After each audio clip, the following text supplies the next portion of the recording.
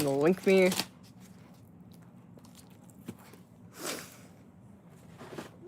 You know, I think for the next few days, we're probably gonna stay on this channel because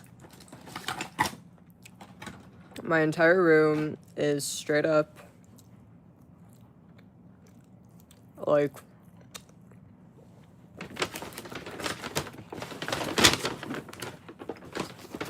holy shit. Bro, this is like a lot. Yeah, I think I ordered like too much food. So we got, or I'll show you guys in a minute, but yeah, for the next, I'm trying to figure out how to set this up. But yeah, for the next week or two, I think I'm gonna really stay on this channel because like I'm not really doing much. So it just makes more sense to what the fuck.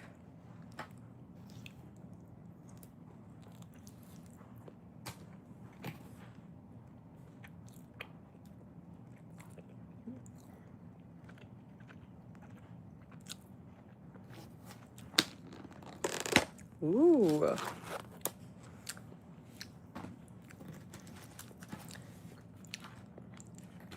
Why don't you guys give me a minute?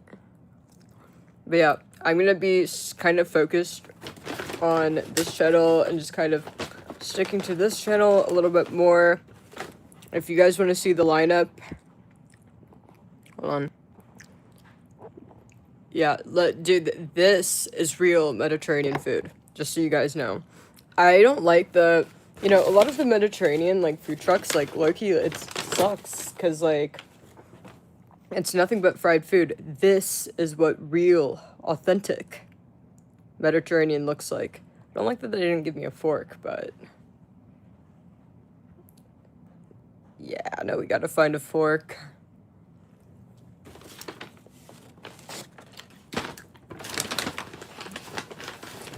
Man, there ain't no way that I didn't get a fork. But anyways, you guys, yeah, this is how a queen eats. But yeah, I'm gonna be sticking to this channel for the next, like, I think week or two. If you guys don't know, the past, like, 2 weeks, I've been packing. I'm just very busy, but, dude, I have so much stuff. Everything is, like, literally filled. My room has boxes, the living room has boxes, it's just so much stuff. Dude, like, you guys, like, would be surprised if you guys saw how much, like, stuff I had. I didn't even know I had that much stuff. But yeah, if you guys want to see what I'm eating, it's Mediterranean. Am I okay? No. I've opened up about this before, but I'm going through, hold on. I'm going through a lot.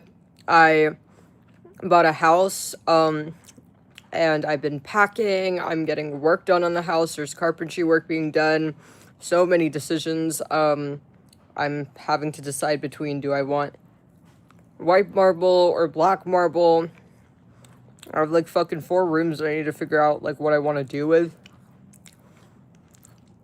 You know, and all I've ever known, you know, I remember when I was like a kid, I always had my own room, you know, and what is that, like about 300 square feet? You know, and then I had an apartment, which, you know, what is that, like 800 square feet? I'm having to design and decorate over 3,000 square feet, so I've been busy. And also, I have been packing. I have so much stuff. I spend so, like, I didn't even realize how much stuff I have. Because I have ADHD. But what was I gonna say? But yeah, fuck all of you worthless pieces of shit. You all wish you could look like me. I am what all of you worthless male retards are smashing your face with a hammer and running your face over with a car to look like. You fucking wish you would look like me. You would literally fucking, chop off your saggers and fucking swallow them whole to have half of my face, bitch. Like, literally half. You know, half of your side be ugly, and then you just go catfish the rest of your life like this. So you guys shut the fuck up. Don't act like I don't know that I am literally the exact fucking male conventional beauty standard. And I was just born a woman, but isn't it so crazy that you males are you are so disgusting and so ugly. But me as a woman, and yeah, I am running a fever from all the fucking, like, bro, it's like so much work, bro, from all like the stress, man. But yeah, even me as a biological woman, and also I'm not feeling that well, fit the male beauty standards to a fucking T, something that you worthless males could never do. These are your beauty standards. Why do I fit, why are they fitting me and not fitting you? You males don't fit in your own beauty standards whatsoever. How am I fitting into this shit effortlessly? So you guys need to shut the fuck up. But yeah, you guys, I already bought it. It's just that I'm packing and there's work on the floors. I can't be in the place when they're working on the floors. But I already bought it.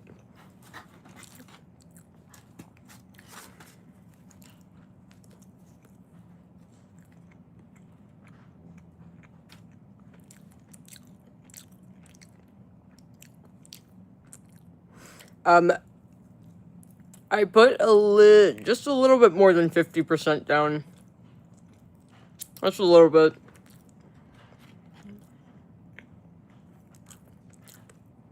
But yeah, I mean, around 50%, slightly above.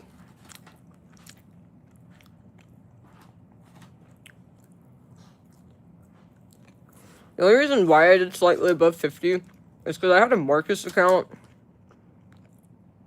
that I forgot about, by the way. And, like, it's only giving me, like, 4.5%. And I was like, you know what? I actually make more money. You know, I did the math. I make more money moving the money in the Marcus to the principal, because the interest rate on the principal's, like, higher than the interest rate on the Marcus account. So that's why I did slightly above 50%.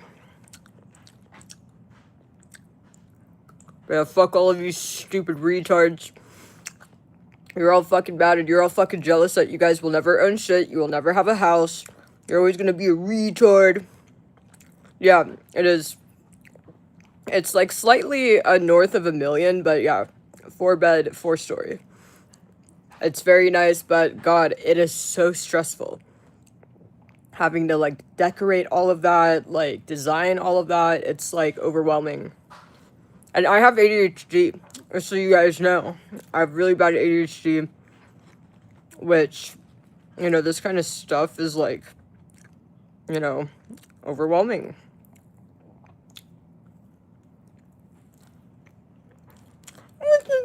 I don't give a fuck, bitch. What the fuck does the periodic table have to do with fucking money and counting bands? You know, fucking balling and shit. This is exactly why you ones are broke. I don't know, but I can ask ChatGPT, though. Man, I ain't take a look at that fucking gay periodic table since I was in elementary school, bro. Yeah, I am not fucking 10 years old anymore. The fuck do I need to know shit about the periodic table? I am not 6 years old. It's like, man, this is why you guys are broke. It's like, you guys think that memorizing random, you know, like, pointless, meaningless facts makes you smart. It's like, that's not what makes you... Anybody could do that. Anybody could do that. Do you guys know the, what's it called? Do you guys know how many molecules are in water? What is the fucking element of air? Like, you know, anybody could, like, look these things up and have a little fucking post-it note of fucking gay facts. It's like, that doesn't make you smart.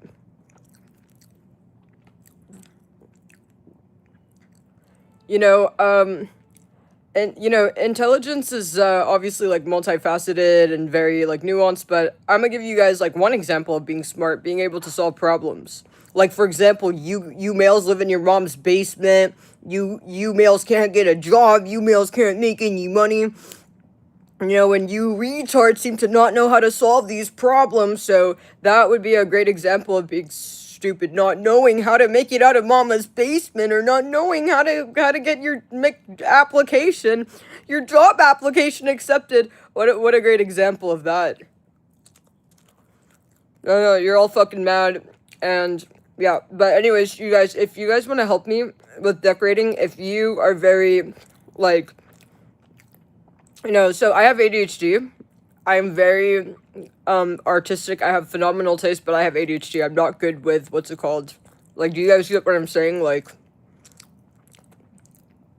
I'll put it to you guys like this. Like, I may be able to design a living room fucking phenomenal. It looks beautiful, like world class, but then it's like, oh well, I don't know what to do with the other rooms. Well, this isn't matching, or well, shouldn't the rooms match this theme? And it's like, and it's like, do you guys kind of get what I'm saying? Just very ADHD. Yeah, like I'm kind of ADHD and a little bit OCD, and I think that's what makes it hard. So if you're a lot like smoother with it, or if you, I don't even know how to like articulate this. I can't put my finger on what it is. If you have an organized brain, that's exactly what it is. If your brain is more organized, let me know. Let me know. Yeah, and Claire, if you'd like to mod here, like I'd appreciate that, because these mails, like, dude, it's like ever since I've let everybody know that I'm buying a house, and just so you guys know, like I'm not trying to what's the word, brag or anything, dude. It's like, bro, there's plenty of people buying these all the time. Like, I'm just letting you guys know. There's no doubt that I haven't been as active. I'm letting you know why. There's no doubt that, we're not doing as much fun stuff, right? Also, we had male mental health awareness month, and we were painting, and there was a halt to it. We didn't get to complete it. So I'm just trying to let you guys know, or give you guys context as to why, there's no more painting and all of this, or why you need to turn on the notification bell, because my schedule is going to be inconsistent. I'm obviously not like 24/7 packing, 24/7, fucking like designing 24/7, sending furniture to the place. Like, no, like I'm not doing that 24/7, but like, like I'll like work on it a little bit, and then, oh, I'm tired, I need to play League of Legends, or man, like I'm drained, so when I get like overwhelmed, or if my ADHD is like, I need to fucking play League of Legends, bro. It's just so much, and also I had to learn so much material in such a short span of time. Like, last month when I closed, like, dude, it was just so much fucking material, dude, that I had to learn. Also, what was I gonna say? I also had, like, some issue, like, with my, like, tax. I did put, like, about 50% down, but I, what's it called?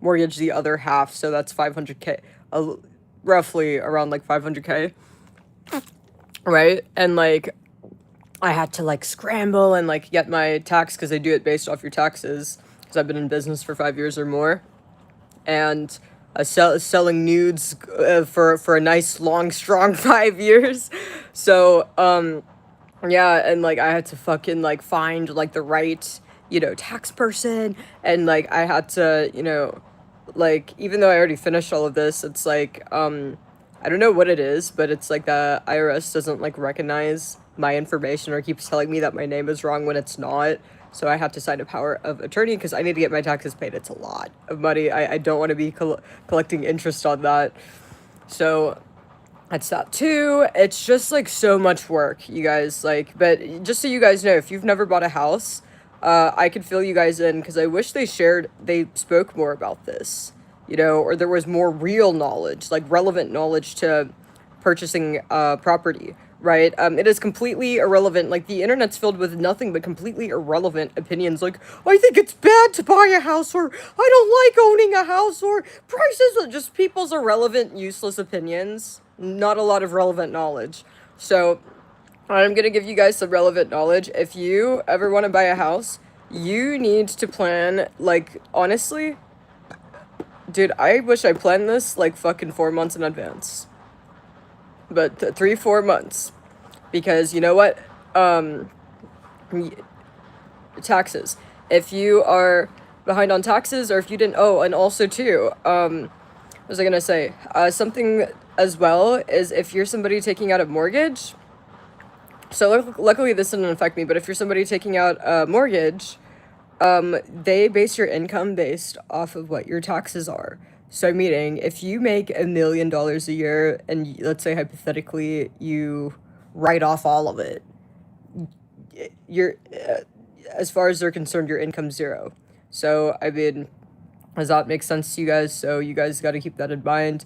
When you're wanting to buy a house, the tax year before, like the tax year when you're gonna buy the house, you need to, depending on what kind of mortgage you want to take or loan you want to take, you need to keep that in mind of, how much I write off is gonna affect how much I could borrow. So I didn't know about that. And also, the process, honestly, the process doesn't take that long. The loan part, like, I feel like for me, it's just a tax thing, but besides that, this is what takes a long time. But yeah, the loan shit, and honestly, dude, 2 weeks, 3 weeks, that's it. But the inspections, if you buy so you need to do a normal full inspection, but two, if your place has high ceilings, which mine does, I had to not only do inspections, but I had to hire a separate roofing company so that they could use a drone to check it. I didn't even know about any of this. And, usually, like, I mean, I didn't have any problems with the roof, but you're gonna have to do inspections twice. Do a walkthrough, make sure everything's good, and then you close. But that's not the end of the story. There is no house on the market that's ever gonna fit everything you want. There's no such thing as a house that's gonna be perfect for you to. The reality is, you're not gonna like the floors, or you might like, a lot of the house, but it might be the floors, it might be the walls, it might be, you might want to add lights, or you might think that, you might want to tear a wall down, or you might think, oh, this is too many closets, I'm gonna turn this into something else. That takes time. This is called carpentry work. Also, you might just want to, like, add stuff to it, like, the cool walls, like, and like, like the really nice rooms. It's called carpentry work. So people that, like, put LED lights, like LED strips, but they're built into the wall, carpentry work. I think they call it cove lighting. So I didn't know any of that. And all of that stuff takes time. Hiring the, like, contractors, and, like, whatever. So, yeah. I wish they spoke more about this. Like, you guys get what I'm saying? It's like, I had no clue. Like, I thought this would all be quick. Like, I didn't know there was this, that. And it's like, this is a shit that I feel like schools should teach about. Because it's like, usually when somebody is, like, buying a house, it's like, usually you were renting, right? Usually you're coming from a rental. And it's like, you need to be able to time that well, because, if you don't time it well, you're going to wind up having to pay a premium for every day that you're still at your rental, like, to extend the lease, which is what I'm doing. So, am I a realtor? No, I just bought a house, so I'm sharing my experience and trying to spread. It's not that, it's not like any of you fucking broke-ass, worthless males are ever gonna come close to buying any kind of house that's not in Minecraft. But if you're a woman, if I'm more so speaking to the woman, if you're a woman and you're ever ready to buy a house, you, like, realistically, you need to start, like, at least 2-3 months beforehand. 2-3 months. Ideally 3, if you could take your sweet time and like, but if you're going like a month before and thinking you could get everything done, it's like, no.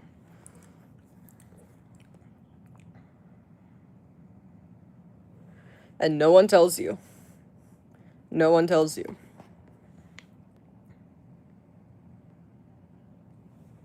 You have a house.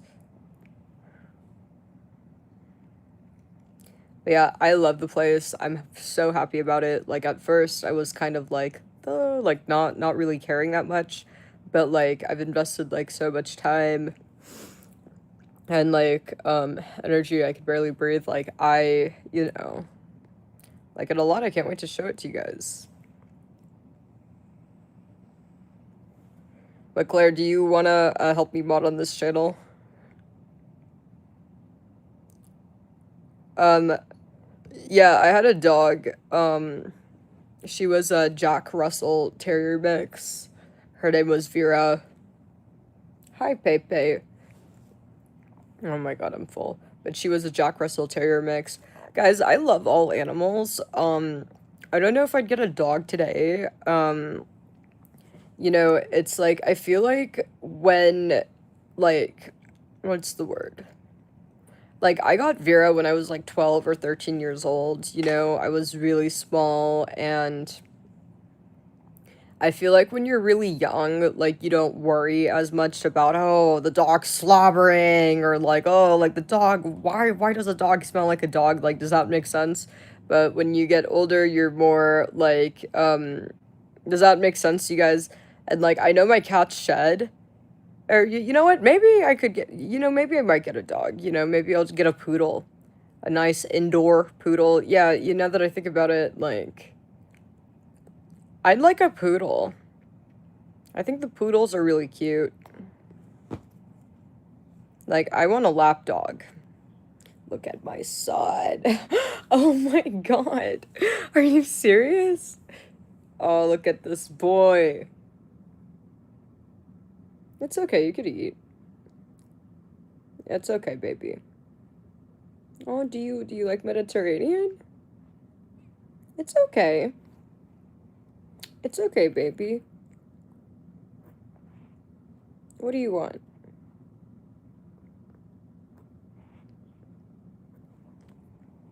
I love him so much. Dude, he's such a good boy. Hi, Pepe. What do you want?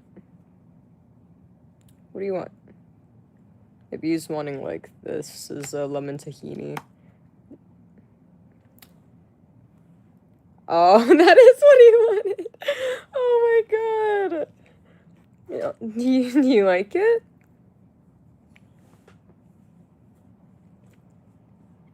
But yeah, no, but I kind of worry a little bit about how, like, my kids would interact with a dog, and especially my son. Like, my son's very, dude, like, I just know that, like, when I first brought him home, he was, like, not really great with his sisters, so I don't want to, like, go through all that again. Maybe, like, after my son dies, something like this, like, I might, but no, man, I'm not trying to.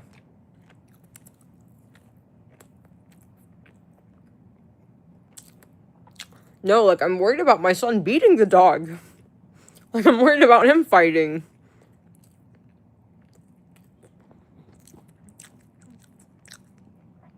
Somebody said, oh, lying ass and bitch, I ain't lying about shit. Like, I literally showed photos. I literally fucking showed, photos, and also, frankly, I don't really give a fuck what a bunch of fucking unemployed retard moids on the internet think. Like, honestly, it's like, guys, honestly, like, I was planning on not saying anything. Like, I was planning on just buying this and, like, not saying anything, but I couldn't, it's like, I have to communicate, I have to communicate, because if I just ghost you guys, it's just not wise, it's like, I need to communicate, I need to keep you guys in the loop, because I'm not trying to fucking, like, lose my audience, or have you guys spamming up my server. Where are you? 'Cause that happens sometimes. So, I don't know, or, oh, is she okay? Like, Like, imagine if I said nothing, like, on my main channel. I just, like, disappeared. It's like, I'm not trying to, so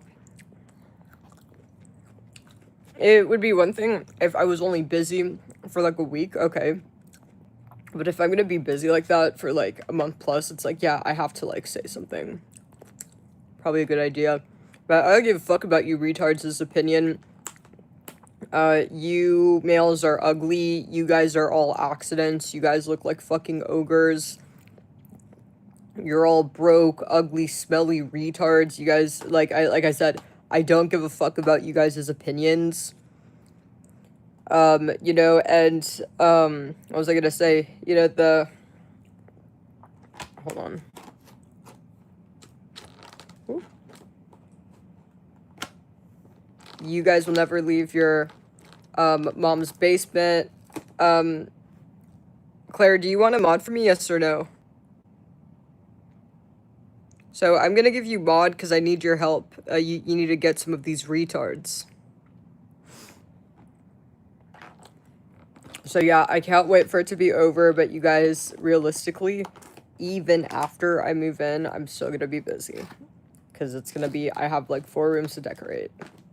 And I remember like this place. So if you guys don't know, I graduated University of Texas at Austin, economics and EVS, by the way, but when I moved from like the campus apartment to a regular like a place, obviously all the campus apartments are already furnished. They come with couch, bed, you're not really moving a lot of furniture with you when you're going from a campus apartment. But when I came here, dude, it like took me like, how long did it take me to furnish this place? Like, the room was 1 day. Like, my one room, easy, like, 1 day.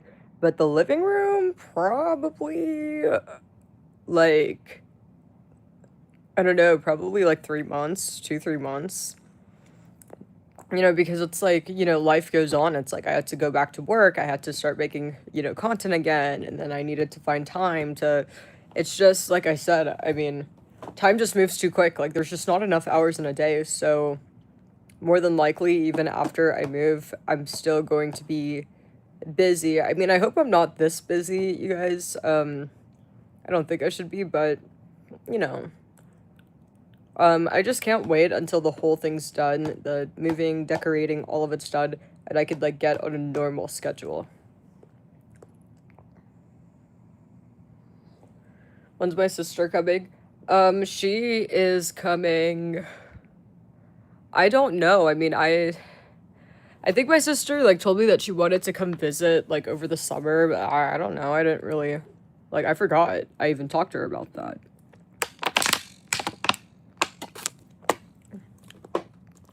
But yeah, my sister will probably come, like, I don't know, within the week that it's ready.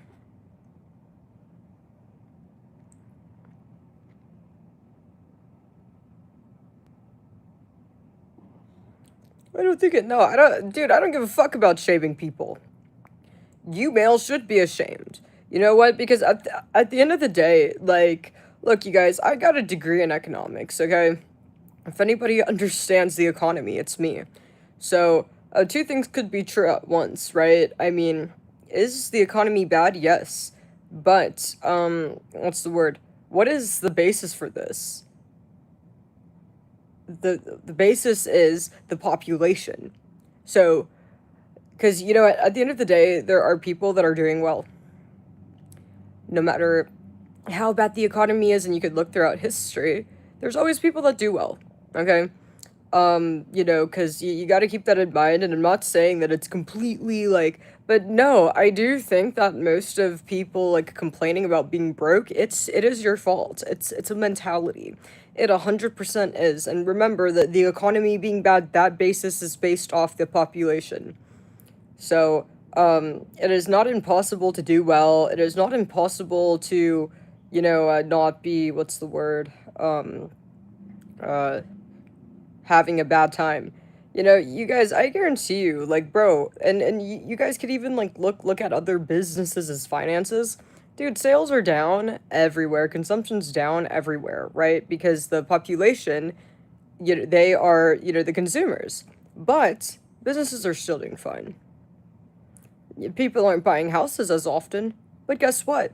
Okay, so what do we do with all this property? Are we just gonna keep taking losses and paying property tax? No. We're selling it to fucking the tech bros and making them into data centers. It's like, do you guys get the point I'm saying? It's like it's your responsibility to adapt, and if you're in a like shitty situation, it's like you gotta take some accountability. It's like you could acknowledge some realities about, like obviously like the oil reserves and yeah, this is true, but I mean to make it like, oh, well, this is why, and like go into victim mode, it's like this is completely self-imposed. You have to change your mentality. There was a study done by a financial psychologist, and basically, they proved the fact that, how do I say this? So, how much money you make is tied to how much you think you deserve. And this has been proven by financial psychologists. Yeah, this is a thing. So, for example, let me give you guys an example. Say that you're somebody that earns 100K a year. You're likely not going to move from that.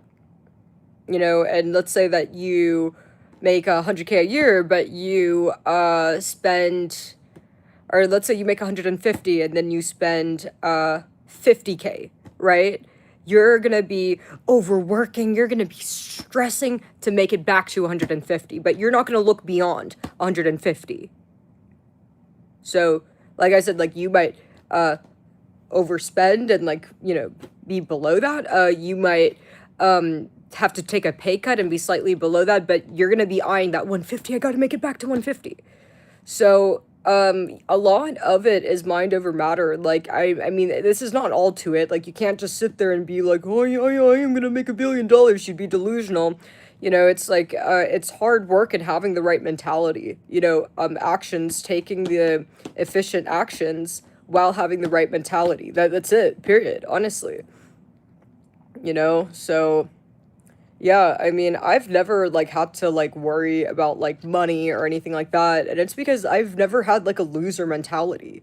Like, dude, I remember when I was 18, it's like, dude, my net worth when I was 18 was literally fucking $7,000. $7,000. Like, which, like, no money. If I had $7,000 today, I'd be like, yo, like, should I be like looking for a fucking homeless shelter? But when I was 17, 18, and I had 7K, like, I thought that I was, yeah, a baller, like that. I was like, yeah, climbing to the moon, and then like literally 6 months after, I had 60K. It's like money multiplies, time doesn't. So that's something you retards need to like learn. It's like a lot of you guys are stuck in a fucking broke ass mentality. But the way you make money isn't like, oh, I'm gonna save this and then that is not how you make money. Or, having negative thoughts or like, oh, like, it's okay to be informed about the economy. I watch videos about the economy. I look at all of it. I confront the negative, but I look at it from more of like an educational or like an informative perspective, not a, oh my God, should I be worried ever? Because I know it's nothing to worry about and it's not going to affect me. Period. Change your mentality, guys. Like, I'm 24 and I'm buying like I just bought $1 million house. Also, if I wanted a house, I could have bought this way sooner. Just so you guys know, like, I could have bought this like last year if I really wanted it. But my son is why I bought it. I just need a basement to put him. But and yeah, what it is like, it's like, I don't even think you have to be like a super genius to like make a lot of money. Like, yeah, like you just gotta be like a little smart and have the right mentality. You just need to be smart enough to understand the right mentality. That's it. This is why you see like, sometimes you'll see people that are super smart, super smart. Maybe they have an IQ of like a fucking like 140 or more, but they're very smart, but they're working for somebody that's a lot dumber than them. Because, sometimes when you're smart, it's kind of like, and I kind of understand this. It's like, so so I had problems with both of my wrists, and people told me to go to the doctor, but I was like, no, because I'm scared of ultrasounds, because this is where being too smart could harm you, right? Just so you guys know, it's nuclear power and it's not good for you, but um it's just things like that. And I feel like in that same way, like, being too smart limits you. Same thing, it's like it limits your mentality. You think too, the way you think is too correct, and it's like you're never able to break past those, like, limits that you've imposed on yourself. Because, yeah, the truth is, with money, completely mind over matter. The fact that we have people fucking getting rich off of courses, like, what the fuck? Like, dude, if somebody told you that there would be people making millions of dollars making gay internet courses like 10 years ago, you'd be like, the fuck? Or like, shut the fuck, nonsense, right? Or OnlyFans. Well, maybe OnlyFans a little bit more believable, but like, but making multiple millions, like just ordinary girls that aren't porn star celebrities or Pornhub, you'd be like, what the fuck? Why? That doesn't make any sense. If anybody's gonna be getting paid like this, wouldn't it be legacy porn stars? No, actually. And OF and Fansly, it's actually everybody but the legacy porn stars, right? I mean, this really goes to show that there's no logic when it comes to wealth.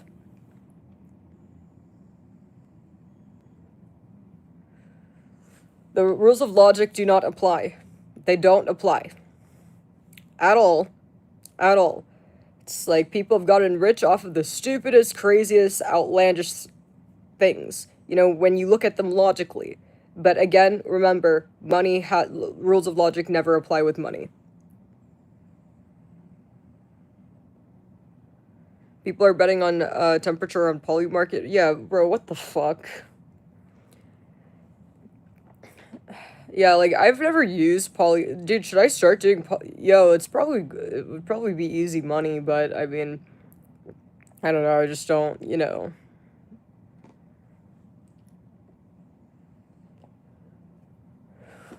But yeah, no, yeah, what the fuck? Maybe I should take advantage of all of you retard. Yeah, what the fuck? Because, like, most of the people on Polymarket are males. Males are retarded. Therefore, Polymarket, if you have an IQ over, like, fucking 80, it should be, like, fucking, like, taking candy from a baby. Printing money. But yeah, all of my social medias, including the spicy content sites, located in the link you just put in my chat. But yeah, and also, you guys, like, I do want to give you guys some context. Like, I didn't just wake up and, like, have, decide that, money's easy to make. Like, no, I followed it with action. When I was in college, my entire college career, anything aside taking my exams or if I needed to study, I've never really been somebody that needed to study much, honestly. I have, like, I'm very good at, like, figuring things out. I have a lot of, like, natural, like, I don't know how to explain it, but if you're anything like me, then you know what I'm saying. Like, or if you've met anyone like me that doesn't need to study much, it's like just like a lot of, like, natural intelligence, I guess.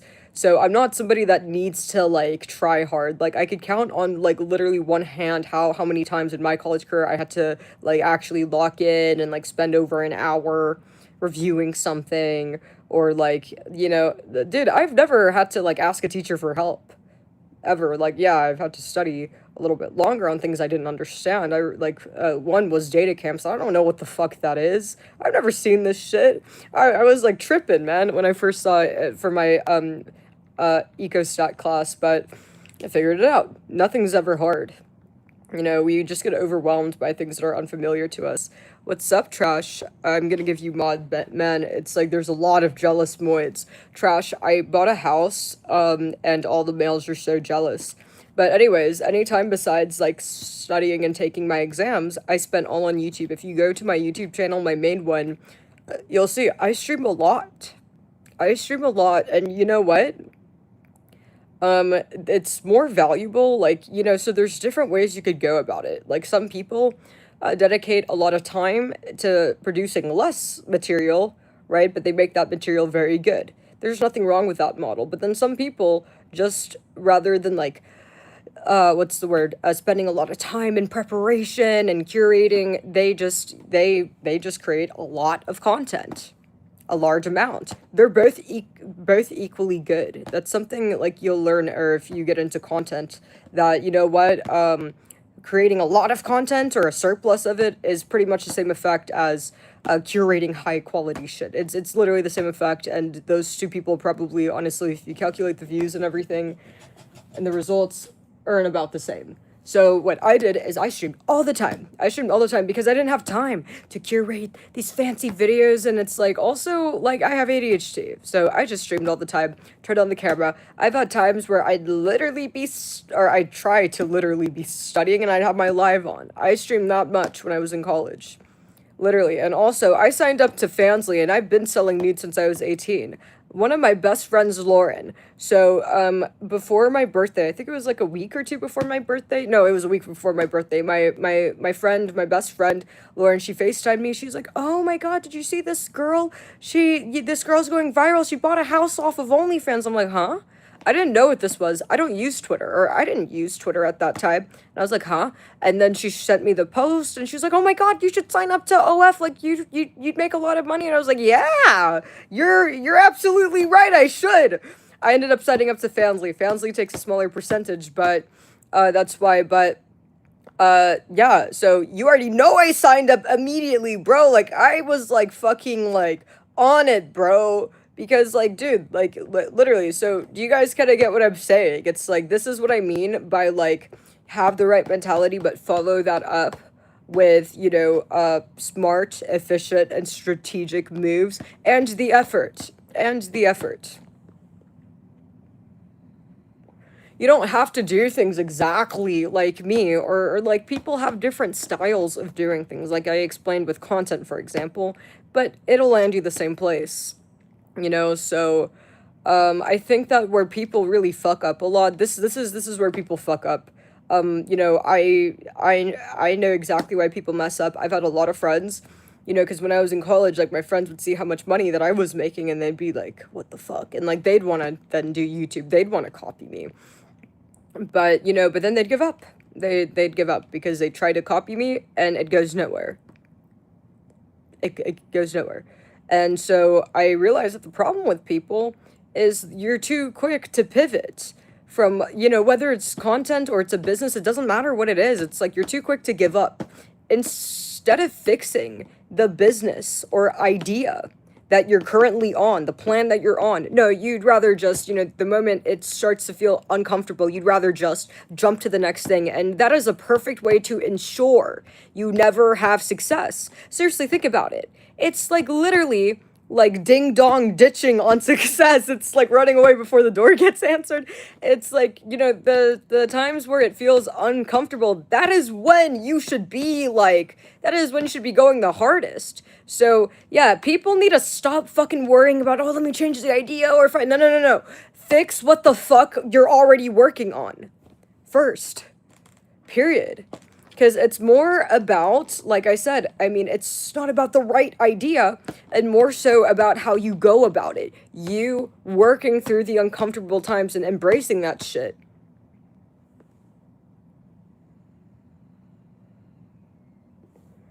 Does that make sense to you guys? So no, this is literally why everybody is unsuccessful, or the people that fail. You know, don't get me wrong. It's like, you know, it's like everything in life is a balance, right? You always want to be somewhere in the middle with everything.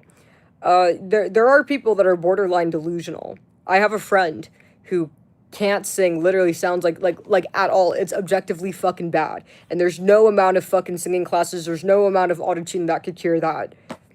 You know, and not attractive. I'm just being honest, like, I'm calling a spade a spade. I'm not trying to be mean when I say these things. I'm just speaking objectively. But it's like, okay, you can't be a rock star. First of all, half of it is talent, and then two, the other half is your beauty, right? I mean, look at all the other rock stars. But you just keep going, and it never goes anywhere. This is being delusional, right? So it's like there's a difference between being delusional and what's it called? Working through something, or like, you know, what's it called, grinding, or like whatever, being somebody with the right mentality, or being the difference between somebody who's successful and that fails, and just being delusional, obviously. And, you know, when it comes to that, it's like, you know, you're gonna have to use your own, like, discretion, honestly, because there's no one that could really tell you. I mean, I guess you could consult a professional, but another way people fuck up really badly and why people fail is people love taking advice from other people. Oh, what do you think? Da da da. You know, and it's okay to ask advice like, what dress should I wear? Da da da. Or like, should I get the, you know, black phone or the like white iPhone? Like, this is fine, but like when you're asking advice about your business or your career, it's like a lot of people, and the people that do this the most often, asking others for advice, they do it so often they seem to forget who the fuck they're talking to. Is the person you're asking, are they wanna are they where they want to be in life? 10 times out of 10, no. No, they're not. Literally. No, they're not. 10 times out of 10. But you're too, hung up and worried about, essentially, a lot of people, I think why they do this, it's like they're asking people for permission. That's just what it is. You're too hung up on, seeking validation from a bunch of nobodies, I don't care who it is, who have no relevant success, who have no relevant knowledge to give you, and also their opinions they give you are going to be based off of their own fear. For example, let's say that you wanted to start a fucking, I don't know, let's say you wanted to start an OF, right? And you talk to somebody that doesn't do OF, works a normal, like, job, or, like, literally, like, has no relevant experience or anything to do with OF, right? They're of course gonna be like, oh no, it's a terrible idea. The advice they're giving you is just based off their own fears. Or let me do something else. Let's say you want to start a like engineering firm, okay? And you ask your friend Dave who works at the firm. What advice is he gonna give you? Oh no, it's not a good idea. Like there's a lot of expenses and da da da, and then the equipment's so expensive to lease. One bad. You're just hearing his own fears. So this is another way that people fuck up. It's like, yeah, it's like I'm not saying that you should never ask people for advice, but like you guys that do ask people for advice, I've never seen you guys asking somebody who's where they want to be in life, or somebody that is appropriate to be asking it. It is literally better to take advice from nobody than to take advice from the wrong people. Do you guys understand that? Like literally. So that's another way you guys get fucked up. It's like fucking all of these behaviors, motherfucking sheep ass mentality behavior. Don't be a sheep. And you don't need anybody. You don't need anybody's permission to start. You just fucking start. Period. So you should be the first person you go to when consulting. Is this a good idea? That should be for you to answer, honestly. Like, I don't think there's anything wrong. Like, let's say you're wanting an engineering firm and you know someone that has one. It's okay to get their perspective, but you take it with a grain of salt, because at the end of the day, you are not them. So, yeah, literally. And also, you can't really rely on advice people give you. You can't always trust that everybody's going to be answer in good faith. Perhaps, let's say that a guy has an engineering firm and he's fucking making bank rich as fuck. Some personalities are gonna, like, feel threatened by the fact that you're wanting to start, right? There's different personalities in the world, and you don't know if you're dealing with a personality that's gonna be like, oh no, man, it's like completely lying to you while lining his pockets and just trying to make sure that you don't get into the business because you're going to hurt his business, or you're going to take clients, right? Maybe his business might be the only one in the area and that's why he's making this much. And if you make one, then it's just not good. So that could be one reason. Not everybody's like this, but you don't know. It's like, so you always take other people's advice with a grain of salt. It's just another perspective to keep note of. That's it.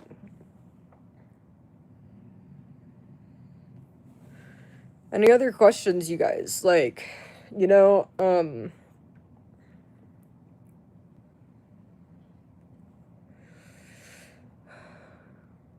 also, another thing, too, I feel like that's part of this, like, broke-ass mentality, is people who, like, when I was in college, like, I literally had friends that I cut ties with, that, like, I had this friend that asked me if I wanted to walk 30 minutes for a fucking free burrito. I fucking blocked her, because I'm like, bro, Why the fuck would I walk 30 minutes when I could order this right now on Uber Eats? You know, I didn't say that to her. Like, I know she wasn't trying to be mean. Like, maybe she's broke. She is broke, you know, because she has a broke mentality. You know, her family's not broke. She comes from a very rich family. But her coming from a rich family doesn't change the fact that she has a broke ass mentality, you know. But yeah, so she has a broke mentality, and you know, obviously her parents, you know, don't give her a lot of money. You know, a lot of people that come from rich families, you know, half of them, you know, have parents that won't give money. But yeah, no, shit, dude, like her family was rich. Her mom owned like a fucking an interior designer company, but she had a broke mentality. She felt that it was worth it to like do these long walks or like do these crazy, you know, waste a bunch of time just for a fucking free trinket. That's broke mentality. You need to always prioritize your time. This whole, oh, I'm gonna jump through this obstacle and this obstacle so I could get it for free and not pay. It's like, this is why you're fucking broke. I've never done that. I've never done that. If there's anything that I want, I'm gonna buy it. Because you know what? Money comes back. Money multiplies. Time will never do that. Things time could never fucking do. So it's very stupid to, like I said, be doing that. Like, don't get me wrong, like, there's a difference between, oh, I'm gonna fucking take out a loan and I'm gonna buy a Bugatti and commit fraud. Like, yeah, that's kind of stupid. Or, oh, I'm gonna live in my car. Like, that's being stupid. But things like $100, $200, $50, it's like, you shouldn't be, like, come on. Your time's worth more than that. So, yeah, never, like, literally, and it's like, dude, like, dude, walked 30 minutes, and also 30 minutes is like there and back is like an hour walk. So an hour just for a fucking burrito. And you're not even gonna get to enjoy it because it's a long walk and like you're gonna be exhausted. So, and by the time you get there, you're gonna have to spend money anyways. I guarantee you're gonna buy a water. I guarantee you're gonna buy a drink. Maybe this is why they give out these free things, because maybe this is, I see the marketing strategy. Yeah, because like there ain't no way, and also it's Austin, it's hot. And then it was hot, sunny, you know, during like the fucking like it was like the what's it called, springtime. You guys, I have spent so much fucking money just off of convenience. If I told you guys how much money I spent on video games, you guys would be crazy. But you know what? The way I look at that is I spent money on, you know, the way I look at it is like I bought time.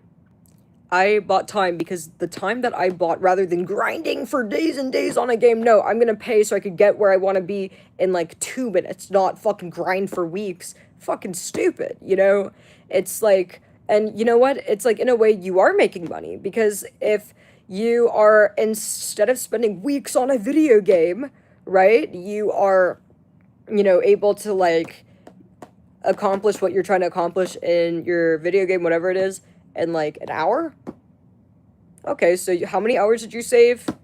And when you take this time to work, and now that you have more hours to actually spend making money or on your business, how much are you going to make? Exactly. So you have to change your mentality.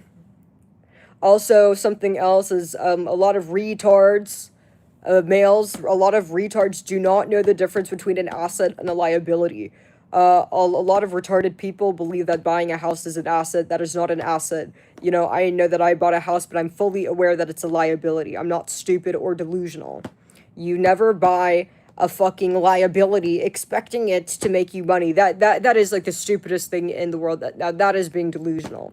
Like, there's some people that will buy, and don't get me wrong, does it happen for some people? Do some people buy a house and then later they're able to sell it for like, you know, and then maybe make a 50K profit like after everyone's paid, and once you deduct the property taxes and everything that was put into it, can you make a small, yeah, absolutely. I'm sure it happens all the time, but not always. There's a lot of people that lose money buying a house, and more than likely you're gonna probably break even, you know.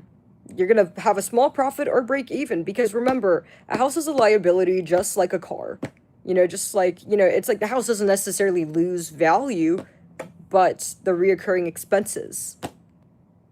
You know, I think with a car, it's easier to identify the fact that it's a liability because we all know, oh, the price, the MSRP goes down, right? When it's used or has miles. But with a house, what's it called? What is it called? the appraisal or the value may increase. So a lot of retarded people will go like, duh, doop, doop, oh, so I make money. No, no, no, no, no, no, no.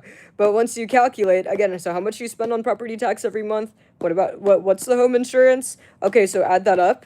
So, like, do you guys get what I'm saying? It's like, and how much is that over 10 years?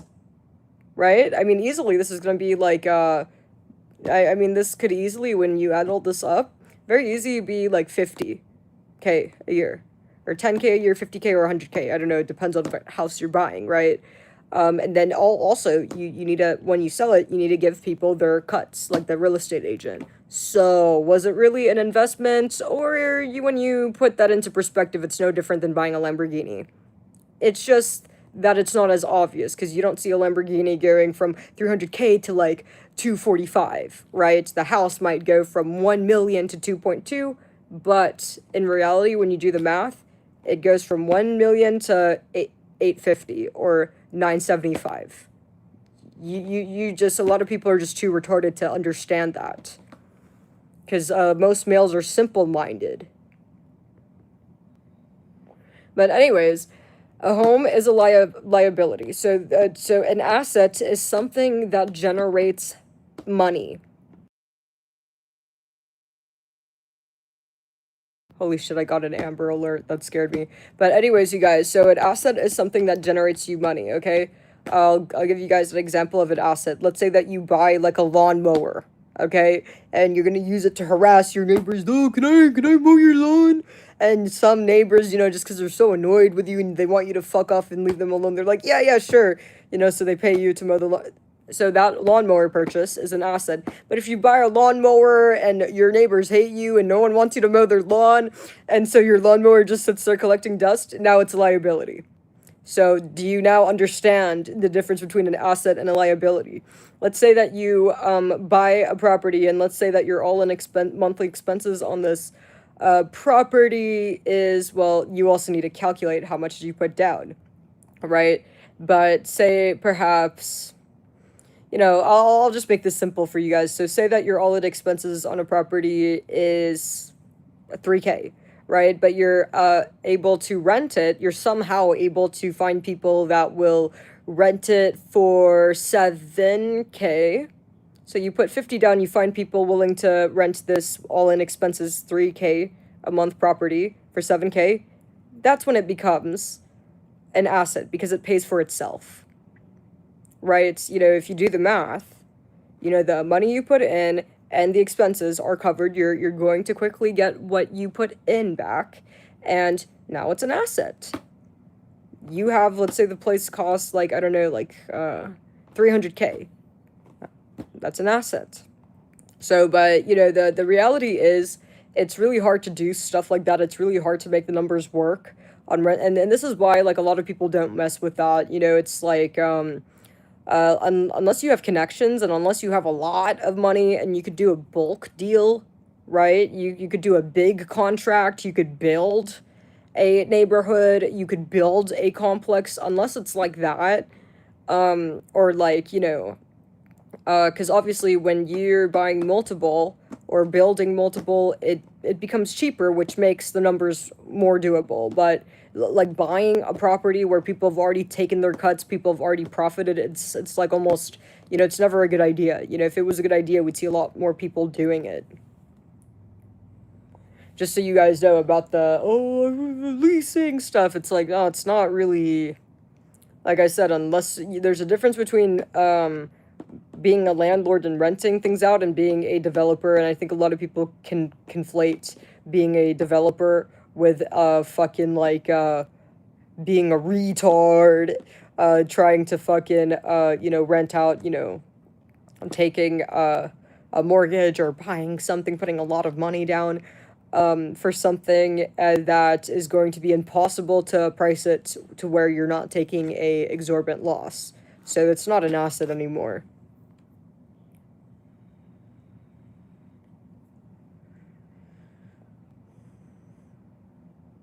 Any other questions, you guys?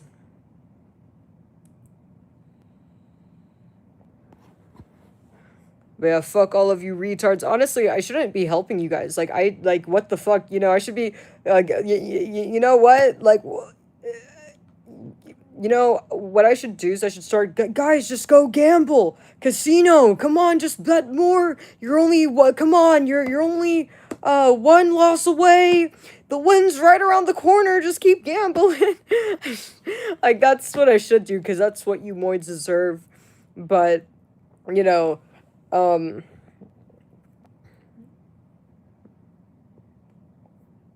yeah. Rent house and live in a car. Yeah, there are males that fucking do that. Oh my god, all the time. Want to know who's doing this? Retorted males are were like, oh, I saw TJR is like a landlord, and he said that he's making millions, renting. And then once they see then they're fucking retarded. They take out this loan and then they find out what principal and interest means. And then, they find out property taxes, HOA, and home insurance. And then they find out that, yeah, no, you probably can't charge 10K a month for a fucking 300K shack. You know, and, oh, no, fuck, I fucked up. And then they end up living in their car while, so they just basically bought a house for someone else. That's the reality.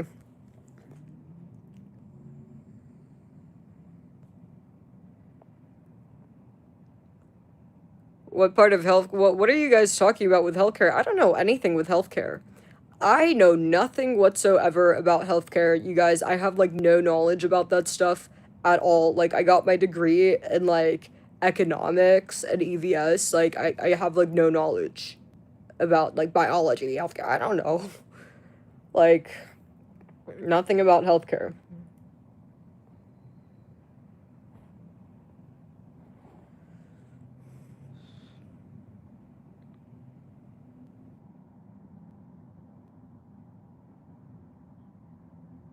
That's amazing, D. Well, keep it coming. And nonchalant, why are you banning him? What did he do wrong? Fucking dumb fuck.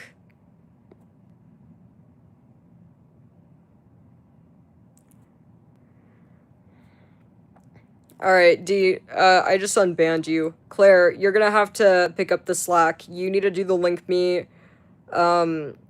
Anyways, you guys. And yeah, where's Trash? I thought Trash was here. But yeah, let me know if you guys have any other questions for me, but anyways, you guys, I hope you guys found this advice helpful. I've never bought in a gay course in my life. I've never fucking, like, I mean, it's not like my mom and dad told me these things. Nothing like that. It's like, for me, everything I said is common sense. It's like you learn a lot when you pay attention, right? When you pay attention to pay attention to patterns, you'll figure all this shit out that I just shared.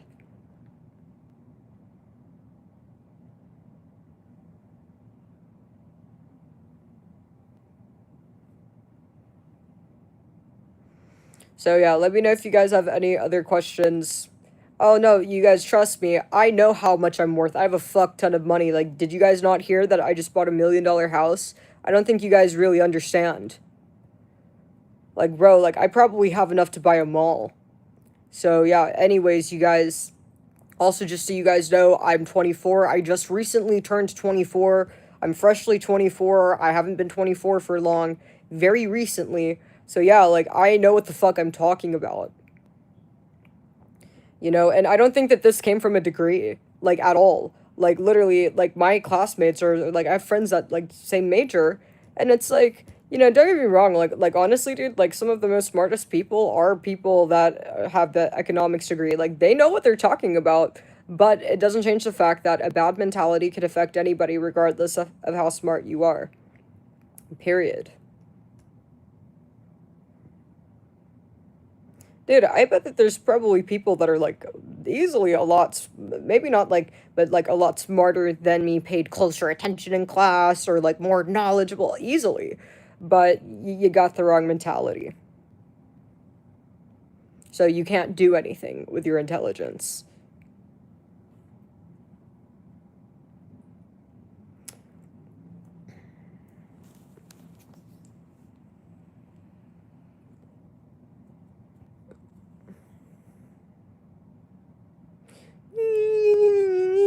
Anyways, you guys, so change your mentality from, oh, I make 100K a year to, I can't make anything less than 1 million a year.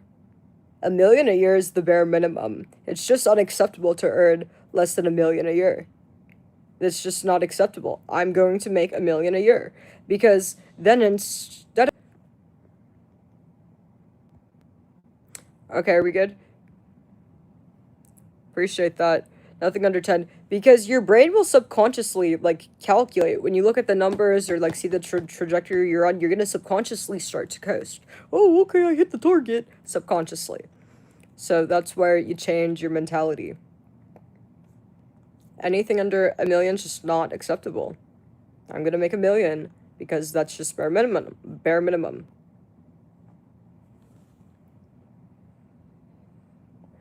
And Claire, dude, don't tell me what the fuck to do. You're about to get demodded along with him. Dude, I need to set a robot or something. But, anyways, you guys. What was I gonna say? Do you guys have any other questions for me?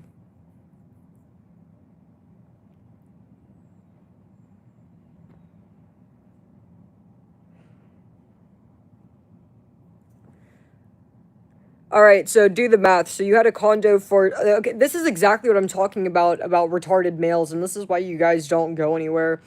All right, so you just told me that you had a condo that you bought for 126K for 17 years. So what are the property taxes? What's the insurance? And is there an HOA? One. And the 311K, is this after all fees and paying the real estate agent? So just answer those two questions and I'll tell you how much you really made at face value. It's easy to think, oh, I made 174K. But no, not really. Once you start doing the math, it's like, you probably made like 30K. Liability. So how much would have you made had you put that money in the S&P 500? Do the math. Exactly. So this is what I mean by some people don't go anywhere in life or are broke because they're stupid. Part of it is being stupid. So you can't be stupid. Have the right mentality, but don't be stupid. Right? And no, you guys, dude, why the fuck would I give you guys shit, dude? Like, I'm giving you guys something worth more than money. I'm giving you guys a sauce. I'm giving you guys a knowledge. You guys could take my advice and you guys could go off and, like, become very successful and make millions of dollars. And I hope you come back and fucking super chat, or you could fucking move out your mom's basement, whatever. It's like, but I'm not giving you guys anything. Dude, I understand why, like people that make money, like they refuse to help people out. And like I understand why. It's because it's like, okay, there's no difference between, as humans. Like really, truly, truly. I mean, don't get me wrong, males are ugly and stupid, women are better, true. But at the end of the day, we are all humans. We all have access to the same stuff. It's all the same four walls, same Diet Coke, right? We all have the access to the internet. We all have brains. Anybody could open an LLC. Anybody could do this. Anybody could take a business loan. Anybody could do these things. So it's like, when you're successful, it's like, and you see people like struggling with money or I can't pay my light bill. It's like you don't really have any respect for them. It's like, yo, if you're having problems like this, man, ain't no one can save you. There's no help that will help you because it's always gonna be something else. It's gonna be something else. Oh, now I need help with this. Now I need this, and it's like a never-ending black hole. Some people are never-ending black holes. If you are having trouble paying your own bills, that's a good sign you're a black hole. Naya asked me, how do I overcome anxiety in sales meetings where these people are way richer and older than me? I think that, I would just like stop thinking about them, like you shouldn't like You know, because I guarantee you, like, they're not looking at you, or like, no normal person's gonna be like, oh, this person's broke or this person's young. I mean, perhaps they may be a little bit more resentful towards, you know, if the group of people you're dealing with is significantly older, they may be a little bit more, feel more threatened or competitive. But I mean, nobody's really thinking like, oh, this person has less money unless you point it out. So just be yourself. Don't even just think about yourself when you're in a situation where you feel overwhelmed or feel intimidated. What I think's helpful is just think me. What am I trying to achieve here? You know, what information can I gather? What can I learn? What can I observe? And when you change your mentality or kind of change your perspective rather than these people, it's like you look at it as like a spotlight. You're shining a spotlight on them, but you should be shining a spotlight, kind of put that spotlight on to focus more on yourself, right? And you're going to be more worried about what you could gain, right? Or how you could, you know, I don't know what exactly you're doing, but be as efficient as possible, or like efficiency max, versus worrying about stuff like that. And honestly, just do it more. Just do it more. Just put yourself in those situations more often, because once you get used to it and it starts to become familiar, you'll just naturally feel more comfortable. Of course, D. I'm glad I could help.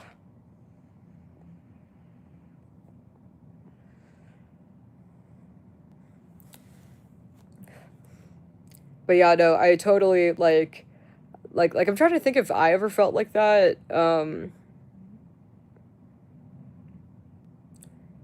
Yeah, I don't think that I've ever like felt intimidated by anybody because, oh, like they know more than me, or like when I come across people that actually are smarter than me or know more than me, I'm excited. It's like I have like a hammer and I'm ready to dig. Like, you know, it's like I'm ready to mine all that knowledge, you know? I'm excited to engage because you have something useful to me and I want to take it. So I never feel threatened or anything. Like it's like when a pinata breaks and there's candy, right? You know, you don't act like, you know, you're not going to be pushy, but you're excited. Like I feel excited and very engaged. So, because I wouldn't want the alternative. It's like I wouldn't want to be speaking to people that are like dumber than me or like have less than me. Then they're just useless people, right? They have nothing to offer me. But if you have more than I do and you are smarter than me, you are beneficial to me, right? Trust me, you wouldn't want it the other way.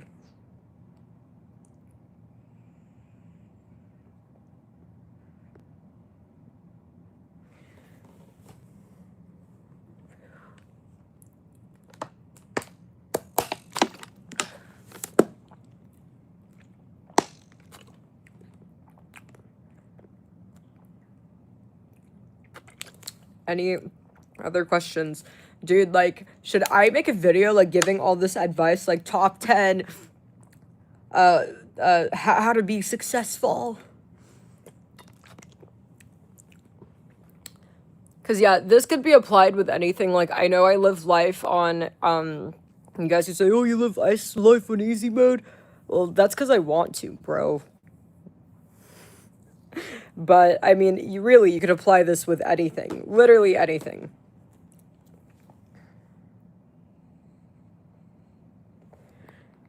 I already have food, bro. I already ordered Mediterranean food. I've been eating. No, I'm way ahead of that shit.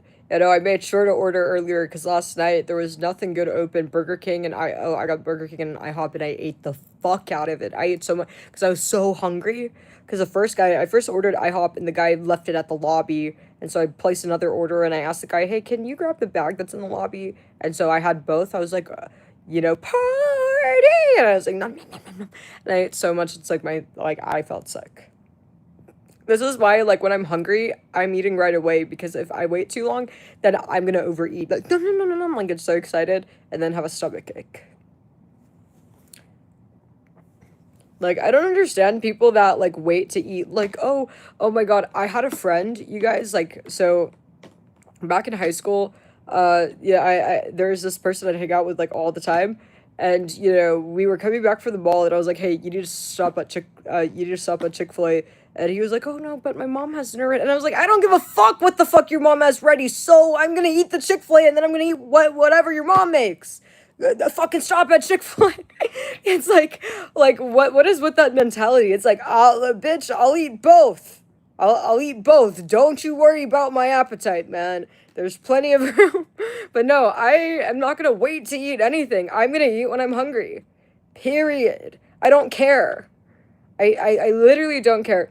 Like, literally, I've had times where, like, when I was young and so I was raised by a single dad and my dad loved to travel. We lived in Europe. We travel all the time.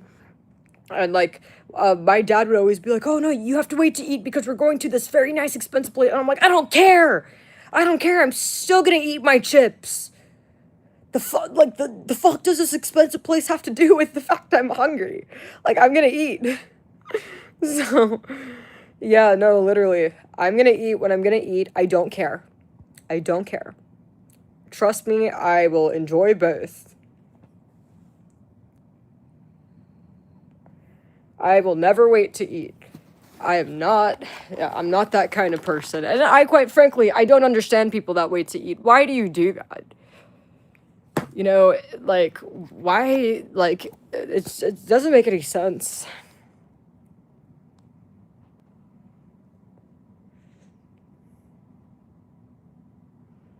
How to keep a woman happy?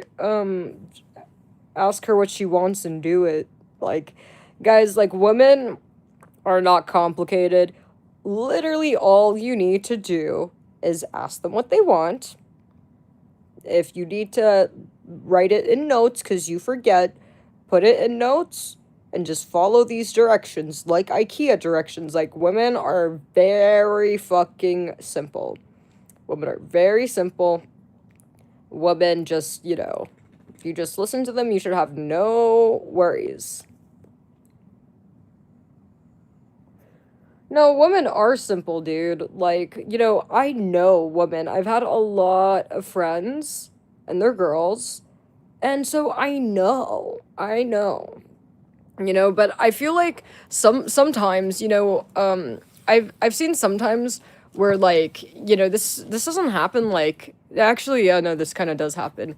It's like I've noticed a pattern, like what happens a lot, like 80% of relationships, it's like it's usually the male's a lunatic and the woman's very stable. It's almost like opposite, it seems like to be like an opposite attracting, like 80% of relationships, or the girl's very, like, it's more rare, but sometimes the girl's very like a crackhead and the guy's like the chill one. And it's like it's like, part of it is like, a lot of you males are crackheads. A lot of you guys are addicted to drama. A lot of you males are addicted to attention. All you know is chaos. So you're never gonna have a peaceful you're never gonna have peace, and no one in your life is ever gonna have peace if you're somebody that's addicted to chaos and conflict. If you don't know how to fucking sit and shut the fuck up, chill out, if you can't coexist with somebody, or if you can't be around a woman without pay attention to me, like a circus show, if you can't do your own thing and her's doing her own thing and just exist in peace, if that's something that's hard for you to do, you're never gonna have any peaceful relationship, and no one's ever gonna be happy with you. So, most males are very clingy, me, chaos, and fucking speeding on the road, I'm drunk in my car, and it's like just unhinged. It's like we see males doing donuts with their cars, drinking, getting drunk, party, doing drugs, and it's like that's why you guys can't have a good relationship. Do you really think that any woman wants to be in this kind of environment? It's like women, and don't get me wrong, are there some women like this? Sure, but it's rare. For the most part, if I'm gonna try to keep things relevant, right? If a lot of women are complaining, or if, many women in your life have been unhappy, I guarantee you're probably like a crackhead. Do you speed? Do you drink in your car? Do you party? Do you go clubbing a lot? Are you promiscuous? Do you do drugs or do you drink? All right, well, there you go. So you just need to, like, I don't know what to tell you guys about that. I don't, I don't know if it's a personality type. I don't know if it's a chemical imbalance. I'm not a psychiatrist, but but I know that that's why you can't have a peaceful relationship.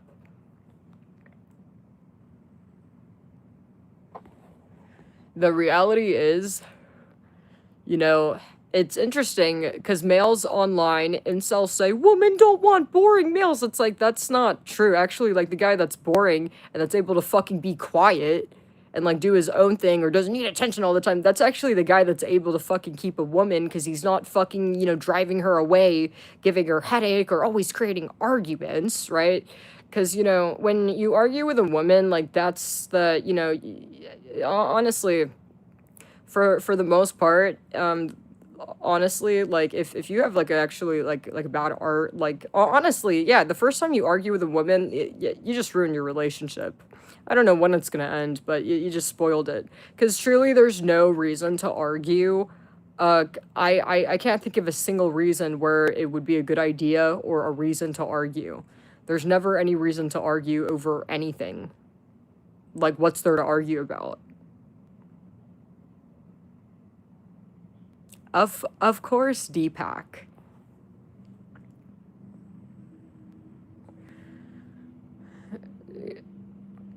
There's nothing wrong with watching live streams if that's what you do for fun, but the drinking, I see why she has a problem with the drinking. I mean, if she has a problem with you watching live streams, you just tell her, hey, like, look, I don't fucking critique you on what you're watching, and I appreciate it if you fucking watch your Love Island, and I'll watch my live streams. This is just what my choice of entertainment, and you should stop drinking. I guarantee you, it's more about the drinking. Because, when males drink, it's like, I'm pretty sure you guys become crazy crackheads, and no woman wants to be around that. So I think if you stop drinking, like, you won't have any problems. And just let her know that you just watch live streams because it's more entertaining, and it's no different than when she watches Love Island or whatever she's watching. Maybe she thinks that, maybe if all you're watching is girls on live, she might be thinking that you're um maybe she thinks that you're not attracted to her. If you just tell her that it's just your form of entertainment, like how she watches Love Island, she will understand that that's not the case, and she won't complain anymore. So another problem with males, you guys don't know how to communicate. Instead of just saying it very calmly and logically, like how I just said it, which I guarantee you, it would never come up again if you said it like this. Oh, fuck you, okay? And then you watch it again. All right, I'm not gonna watch anymore. And then you get caught doing it again, and then now it's conflict.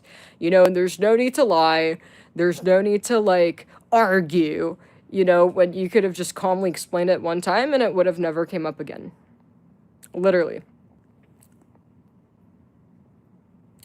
Literally. Life's simple. So, trust me, all women are just as understanding as I am. It's just that you're not doing your part to communicate that to her. It's like, I mean, I might understand that, oh, if a male is watching live streams, I actually knew a male that he loved watching Pokimane, and like, I didn't, it's fucking Pokimane. A lot of people watch Pokimane. It's like, it's just entertainment. So, but like, you don't know the woman's experience. She could have, oh my god, he's eating my chicken. My son's eating my chicken. You don't know what experience she's had, and she might never watch live streams. She might know nothing about live streams. She might think that you don't know. So, you always give the benefit of the doubt and just make sure you explain very clearly.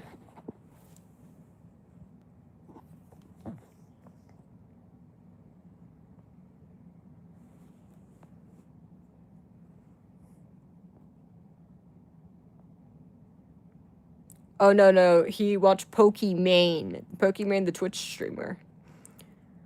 So, I didn't really think anything of it. It's Pokimane. So, I don't, like, care. I mean, Pokimane. Oh my god, he likes it. Hey, finish it, bitch! Like, he literally took the chicken off of my plate, ate half of it, and then left it. You bitch, eat that shit. Don't leave it on my bed!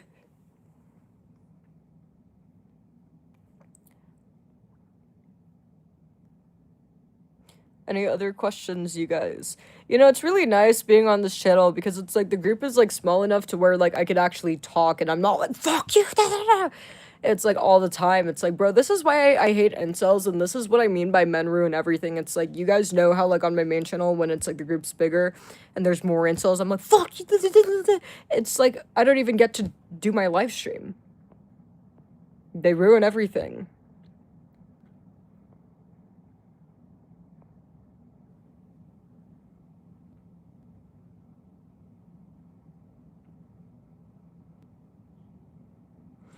But yeah, guys, literally none of it's like persona, dude. It's like literally all the things I say about males suck and all this thing, it's all true, dude. Open the news. It's all true. You know, and I feel so bad for women that deal with males like this, you know, that are like rapist or like evil or like, you guys get what I'm saying, man? It's like literally one of the guys that has made many alt accounts to harass me in my live stream, his girlfriend saw that he had many alt accounts and watched my live stream. That's how she found me, and she came to me asking me for advice because he's holding her hostage. He beats her, he beat her. This is one of the guys that fuck you or you're ugly, and that gets banned all the time. He actually has a girlfriend, and guess what, he's beaten her so badly that she's had broken bones and blood, and she's so scared to even call the cops. So these guys that get banned in my chat are literally dangerous. Literally, like, the guys that are triggered by the things I say, it's because it applies to them, I see. You know, and I feel so bad for the girls that deal with that. Nobody should have to live like this. Nobody, right? It's terrible. And, you know, and I wish that you males did your part and, like, fucking fought these guys, bro. Like, seriously. Like, you know, it's like, it's just not okay. But yeah, this is why I do this and I talk about this kind of shit because it's unacceptable. Like, seriously, no one should ever have to go through anything like that. When have you ever heard of a woman beating up a male, breaking his ribs and making him bleed, and a male being afraid to call the cops? You're never gonna hear anything like that. So it's just not good.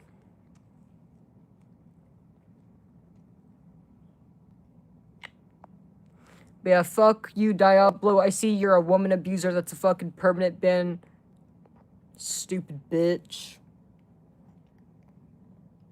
But yeah, and like this literally proves my point. Like when I say that, literally the worst and most dangerous males are gonna be the ones that are like, not all men, that respond in a paranoid or defensive manner when women are bringing things up. It's like you're the most dangerous. Or males that are offended by this, it's like so it applies to you. It's because you're guilty. Like literally, the only males that are gonna be feeling the need to make accounts, fucking are guilty. Are fucking guilty. Like, nobody that, like, literally, every single one of the male friends that I have or have had, they would literally all agree. They'd probably have things to add on to the list of fuck males. You know, because, like, when you yourself don't do these things, when you yourself, you know, you don't fucking believe that it's okay to harm women and you're against these things, you're able to identify the sickness in other males. It's all about perspective. It's just like how somebody that's retarded is not gonna, in a retard's perspective, everyone looks smart. But to a smart guy's perspective, everyone looks retarded. It's no different when it comes to your character. To a bad male, he's gonna view everything women bring up or say as propaganda and hatred. But a male that's not bad is gonna literally hold all the same opinions that women do, or fucking agree with those things. So yeah, and I point this out because I think it's so important for like women to know because it is such a good and easy way to filter out bad males. I guarantee you, like if like a woman was considering dating a male, like all she has to do is be like, oh, you know, men are losers or men suck, and if the guy gets irritated, then she knows he's an abuser. You know, but if the guy laughs or agrees, then she knows, okay, he's probably a good person.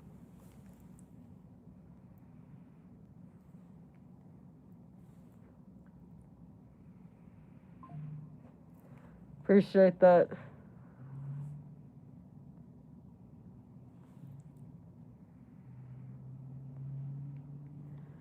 But yeah, there are so many incels. And I think that the world is healing though, guys. I really do. You know, I know that, it may look like, oh, men are getting worse because we're seeing their unfiltered thoughts and opinions.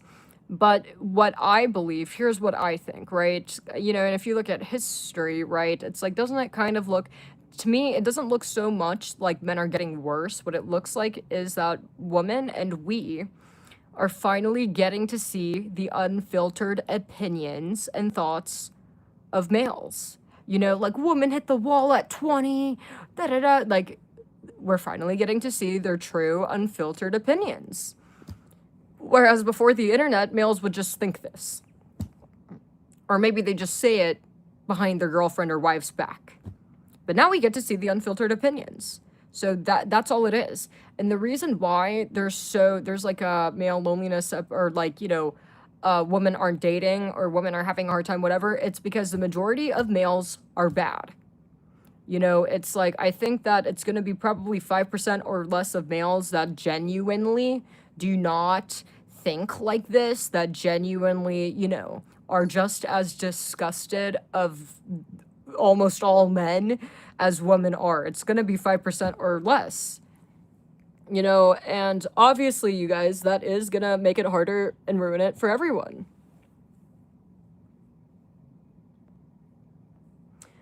And the shit women have to deal with is like awful, honestly.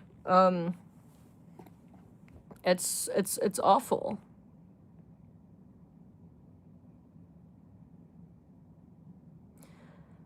I don't think it's yeah, are a lot of people bad people? True, but dude, no, man. Like, you can't compare males and women. It's like, are there some women that are like not so nice? Sure. Yeah, I have come across so many jealous women. I've even came across women that made false allegations. I have.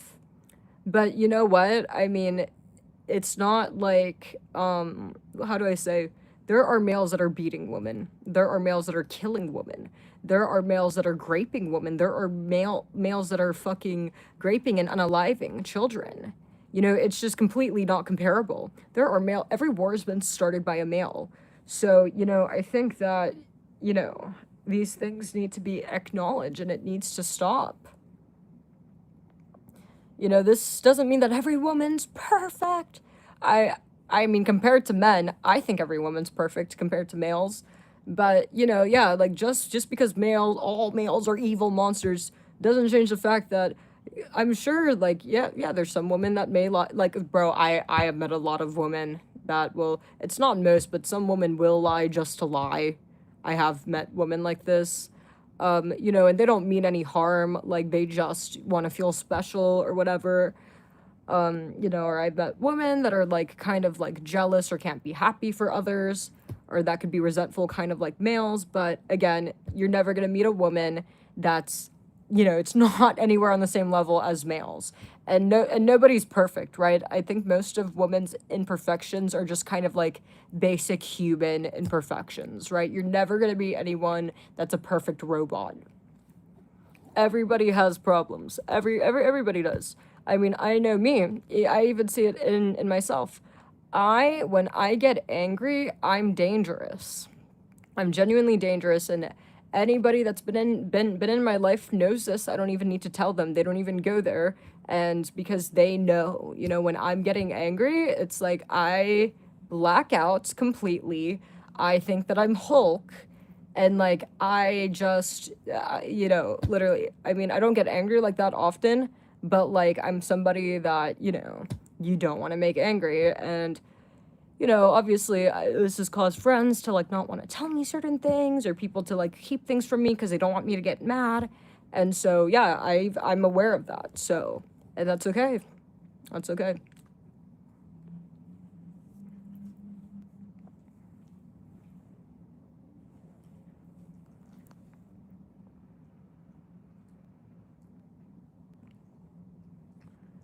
why you let yourself get mad like that? Dude, it's genetics. Part of it is genetics. It's more when I go into flight, or when I go into fight mode, I fight. I will fucking, like, pick up the mountain and fucking slam it on the fucking world when I'm mad. I've always been like this. When I was little, I had an au pair, and when I was really little, like, obviously I'm not proud of this, I'm just trying to put this into perspective that I've always been like this. When I was really small, so I grew up with an au pair, and au pairs live and maid. The au pair would cook, and I'd ask my au pair, no, auntie, make fries, and she'd always make them wrong, and I'd get so mad, like, off the rails mad. I'd literally start beating the au pair. Like, I'd get this uncontrollable rage, like, you made it wrong! And, like, this is when I was a little girl. So, yeah, so I've always been like this, yeah. Or if something's touched and I don't want it touched, I go off the rails. So, yeah, like, I'm just somebody that, like, people know, like, oh, I don't want to see her mad, right? So, but anyways, nobody's perfect. And when males are like, whoa, well, women aren't perfect too, it's so silly to compare males as crime, males as violence, males as bestiality, males as rape, males as war, males as crimes against humanity to women's human faults. If you have a fault, like having a habit of you don't mean to hurt anybody, right? Like, what the woman I've seen that lie, they clearly mean no harm. They just don't know how to get attention, right? Other than, they making up grandiose things, right? Or, like, they just feel the need to do it, and I think they just do it to feel special. Like, that would be something I consider, like, a humane fault, right? Or somebody that is, what's it called? Jealous, all of these little things are humane faults. It doesn't make you a bad person. But with males, if you're so jealous that you go off to commit crimes or you're violent, yeah, now you're not humane. You're a monster. It's like the moment that your emotions cross, become emotionally abusive, violent, or anything like that, it's no longer normal human stuff. So a lot of males, are just unhinged and need to be put in a psych ward. It's the truth. That's weird. No, dude, it's not weird. A lot of women do this. A lot of women. Yeah, dude, I'm not gonna I'm gonna be honest. The number one fault women have, at least in my perspective, okay? Like, I don't speak for the world. I'm just giving you guys my perspective and my life experience, okay? I want to make that very clear. I don't want to generalize women, but the number one fault women have had is lying. Holy shit, dude. I've had women lie about how bad their situation they're in is, just to get my attention and sympathy. I've had women lie. Oh my god, like, one time I had this friend, and we were really close, and I was very hurt when I found out that she lied about all that. I'm like, well, I thought we were close, or, like, why did she feel the need to lie? Like, this really offended me. But she lied about, like, and, like, I liked her. We were friends, obviously. There was no reason for her to lie to me like that, but she said that her family were like worth $40 million, or, like, her family had, like literally made up these, like, grandiose lies about her family being rich and all this shit. And, like, she did not need to tell me this. It's like, I don't, like, care, like, she is my friend, it's not like I would have been like, ew, like, your parents aren't rich, we aren't friends. I don't know if she thought that I was gonna act like, I just don't know why she would lie like that. And then later on, I found out that, she was broke. And I was like, wait a second. She told me that her family, like, made like $40 million a year and, like, this and that, and what the fuck, and she lives in a $100,000 house with multiple people. And I was like, yo, like, what the fuck, one, and then two, why did she feel the need to lie? It just made me feel like the entire friendship was completely fake and an act. Because, like, what did I do to make you feel the need to lie? And were you always just putting on a show when we were friends? Like, I thought we were, like, actual friends. Why would you lie? So, I didn't bring it up to her because obviously, like, I don't want to be rude, but, like, I was upset for sure. Yeah, I don't know. Also, there were some red flags because, like, her friend from back home came to visit us on campus, and, like, her friend was upset. I remember we went to the mall, and then I think we went to, like, dinner, and her friend was, like, I could see was upset, and I thought her friend didn't like me or something, and I was like, yo, why is it? But it had nothing to do with me. It's, like, later on, you know, the friend, like, went, you know, left and, like, split up. And then I was like, yo, so what was that all about? Like, did she, like, not like me or something? Is it because, like, I thought her friend didn't like me because I made a comment while we were out, and I didn't know that her friend was, like, a psychology major, but I made a comment about how all psychology majors are mentally ill. You know, I was joking, but and then she's like, I'm a psychology major. I'm like, oh, sorry. You know, I didn't mean that. But yeah, so I thought, oh shit, what was it? Because I said that. But then later on, low key true, just so you guys know, I am right. I am right. But no, but literally, so it wasn't about me, but I'm just letting you guys know why I thought she didn't like me, because I was like, holy shit, yeah, it must be because I said that. But then later on, like, her friend, after the friend left, her friend was texting her, blowing up the phone. I'm like, wait, why is she blowing up your friend? And she's like, and then I saw the messages, and her friend was like, hey, like, why are you acting like this? Like, why is it whenever you're around Claire, like, you always talk about money, and why are you acting shallow? And I was like, kind of like, yo, why is she, like, being a hate? Like, my first thought is, like, yo, why is she being, like, a hater? You know? Like, I didn't think much of it because I've never had anybody lie like that, you know?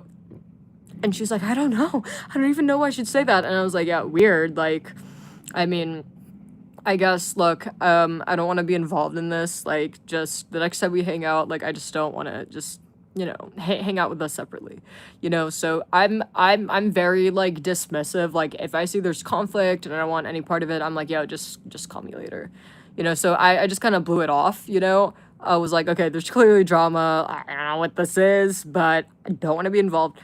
And then, like, literally, and then a couple months later, the friend came back again, and then while we were out, she was, like, you know, she was visibly upset. Like, I think we were talking about, like, oh, like, yeah, we were talking about, fuck, what was it?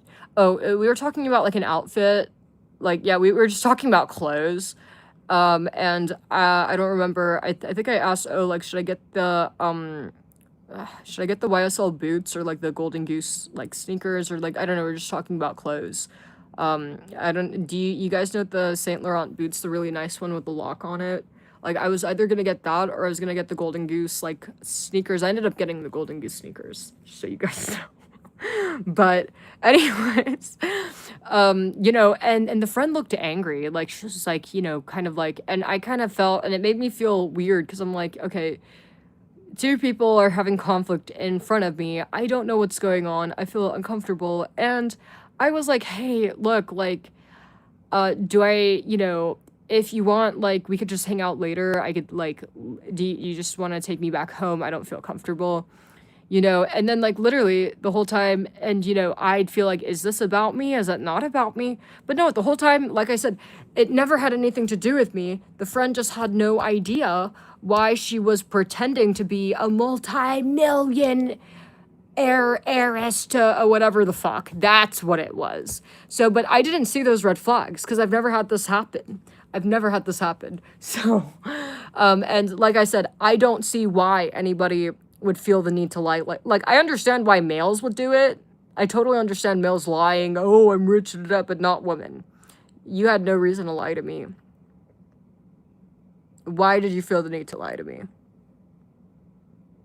And by the way, like, my parents aren't fucking, like, multi-millionaire. Like, it's not like, no. So that's not what it is. So, I don't know.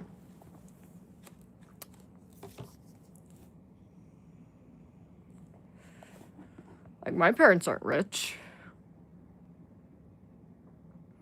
But no, I literally completely did not know, because whenever we'd go out, like, we would both be spending a lot of money. I know, like, we both spend a lot of money, and dude, she'd want to go out all day. Like, when we hang out, we'd like go to like we'll like go somewhere for breakfast, and then we're gonna go shopping, and then we're gonna go to lunch, and then we're gonna go shopping again, and then we're gonna go to the spa, and then we're gonna go like it was like this. Like, we would spend hundreds of dollars, dude, like sometimes thousands of dollars every time we hung out. So, I did not expect her to, like, be secretly broke, and also the first thing I thought about when I found out the real situation was, yo, she's when we hung out, like, she was, like, spending, like, a lot, like, holy shit, like, you know, like, did she, like, go back and return it all? Like, that was my first, like, thought, you know, but, yeah, literally, I did feel a little bit offended that she felt the need to lie.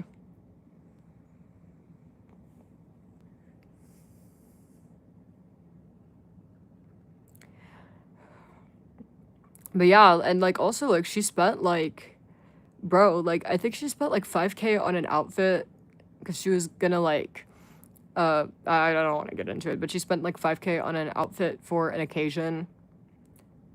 Literally, and I'm telling you guys, the average we would never spend less than like we never spent less than $300. Nothing less than 300.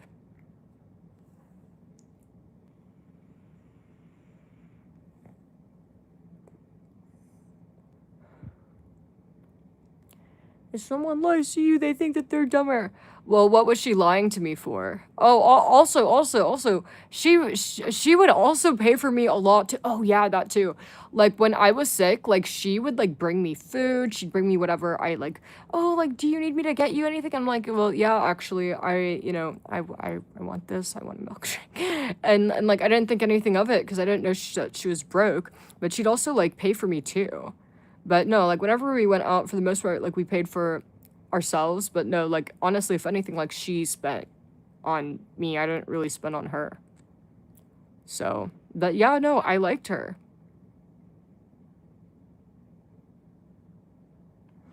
But yeah,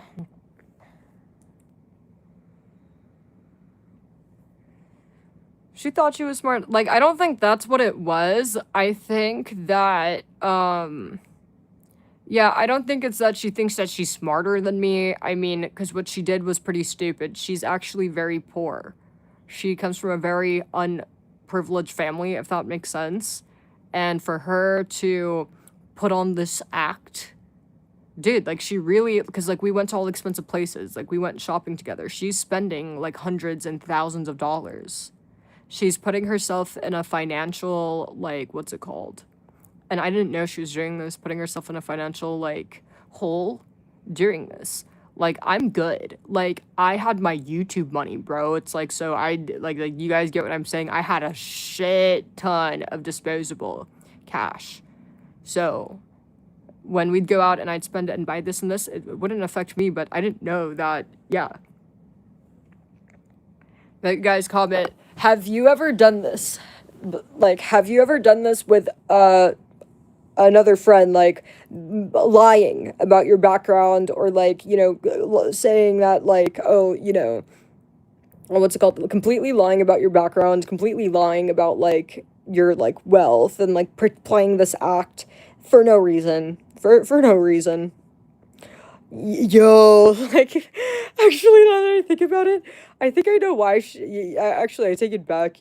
Yo, I remember, like, when we first met, like, I made a comment, like, oh my god, like, dude, like, everybody's fucking broke here. Oh my Never mind, I take it back, you guys. Holy shit. Yeah. It's so crazy how you could say one little thing one time and all of this.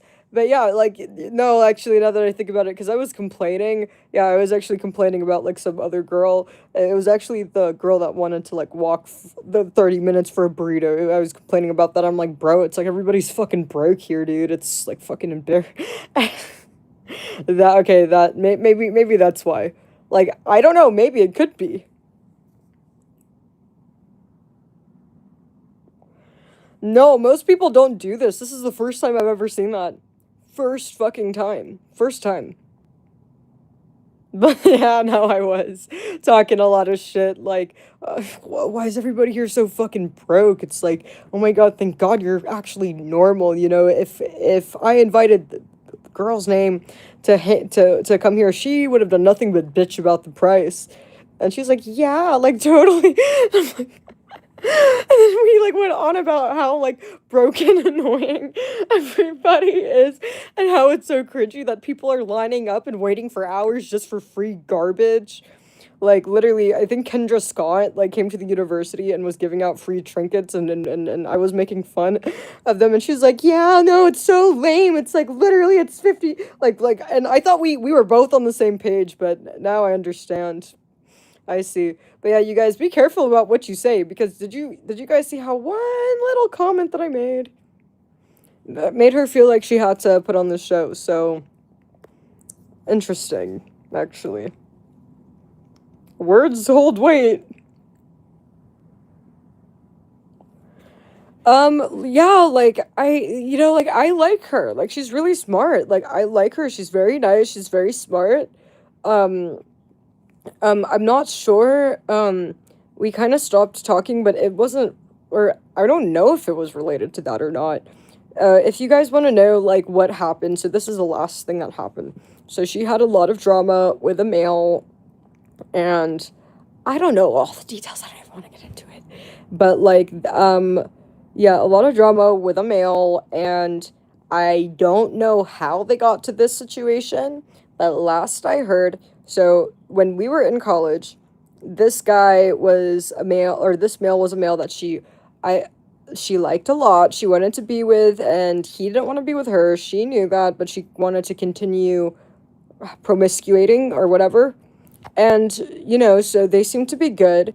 And I took a step back, just so you guys know, because I didn't want anything to do with the situation. It was so much drama. Like, what made me take a step back is just too much drama. I don't want anything to do with this. Like, we went out one time and, like, she kept asking him if she liked her. So I was like, okay, let me ask him because he's not going to tell her. I'm like, hey, so my friend likes you. What do you think? And he made a comment saying, oh, like, I asked if it was like a cultural thing or something, and I repeated back to her what he said, and she got so offended and she turned it into a big thing, and there was so much drama. There was like a four-way call, and I was like, yo, like this is too much. Like I don't want to be involved.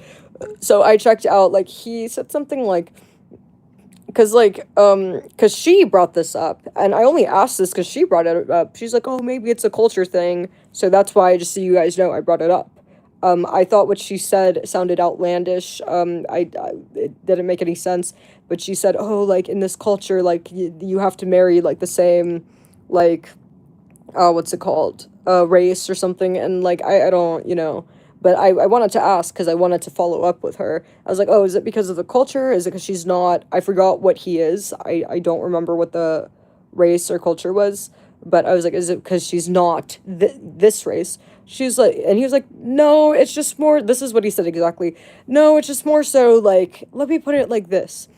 If I dated her, like, I'd have to come out as gay to my dad, and then, never mind, I'm dating a Mexican. Like, just say something really bad and something, like, he literally said that. And it's like, I just repeated what was told, and she took so much offense to it. Da, da, da, da. And like it was just so much drama. It's like I don't even know what that means. Like what does that mean? I mean, I think it means that it would be okay, or it's not preferred, but it's okay. It wouldn't be an issue. Like, what else would that mean? Like I'm not hearing no, but I don't know. But then she got very offended. It was so much drama. I took a step back, but then when I followed up, like I actually spoke to the male, because the male reached out to me a lot, and the male really wanted to be friends with me and like stuff like that.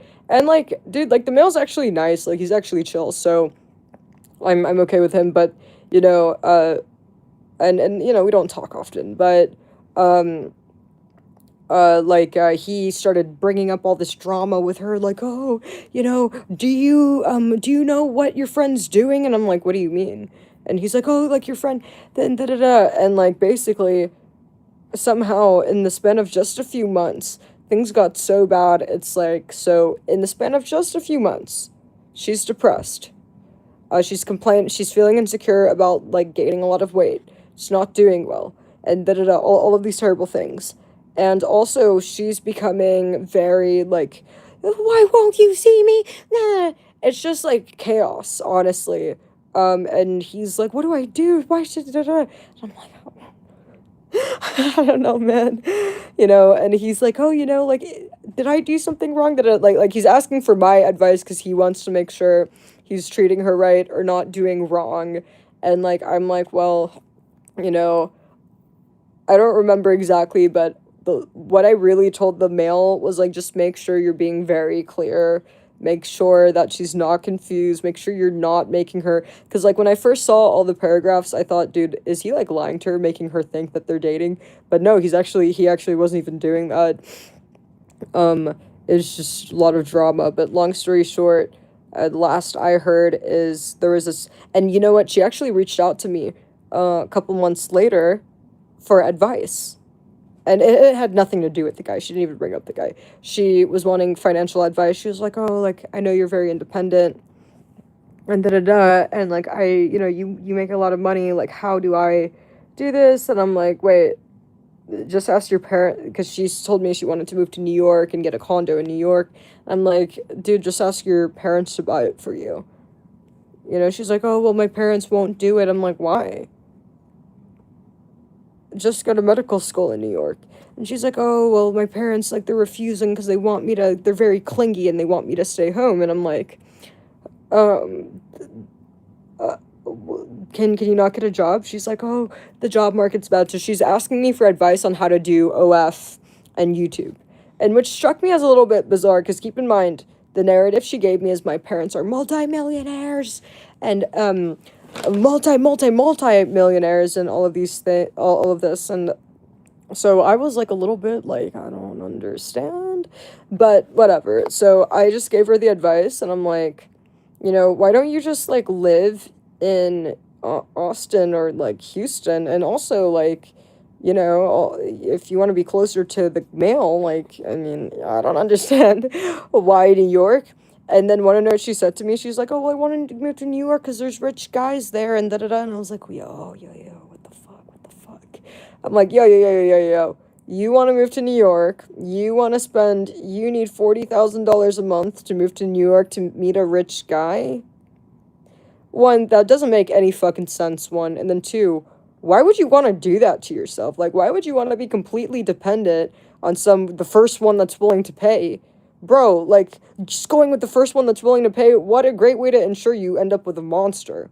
You should never be, oh, this is the first one that's willing to pay. And I, like, spoke to her. I'm like, dude, like, you're fucking smart, dude. What do you say you graduated with? Like a 3.8? You fucking, dude, like, you graduated from UT. Like, I know you're smart. Like, why would you do this to yourself, I was so concerned. And she was like, oh, yeah, well, I just want to live, like, easy life, it's like, yeah, well, I just want to, like, find a guy that could pay for me. And I'm like, dude, there's a difference between, like, a guy paying for you and what you're trying to do. What you're trying to do, be kept by a male, is very different than, like, having a guy give you, like, like you guys get what I'm saying. Those are two very fucking different things. It's like, finding a guy that's rich and moving in with the first one. Bro, it's like, this is basically selling yourself, which is dangerous. A guy that's getting nice things for you, maybe pays for some nice things for you, but you don't need it, right? That's different, right? That's high value women activities. The other is desperate activities or crisis activities. She was literally just wanting to find a rich guy to pay for her. And so that was her plan. She just needed money so she could go to New York and find a guy that'll pay for her. And it didn't make any sense to me. I was so confused. And then literally shortly after, like, she had a huge blow up with the male. Her fling, whatever you guys want to call it, this male.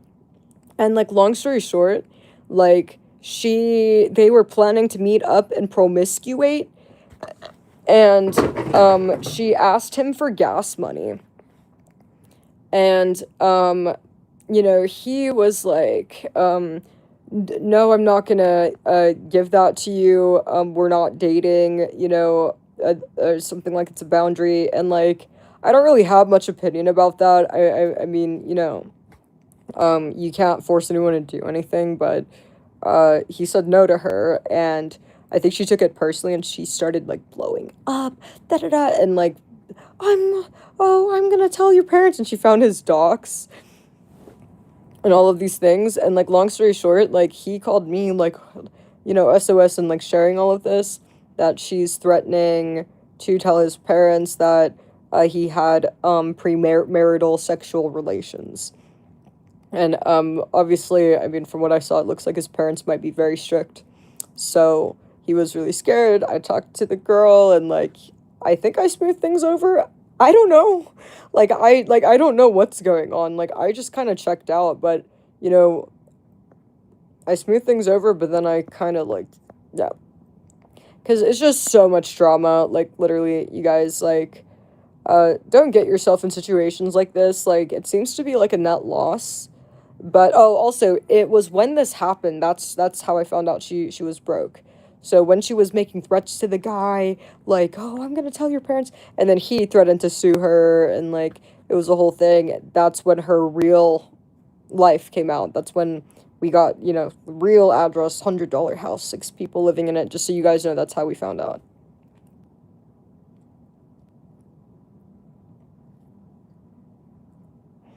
Dude, like, literally, yeah.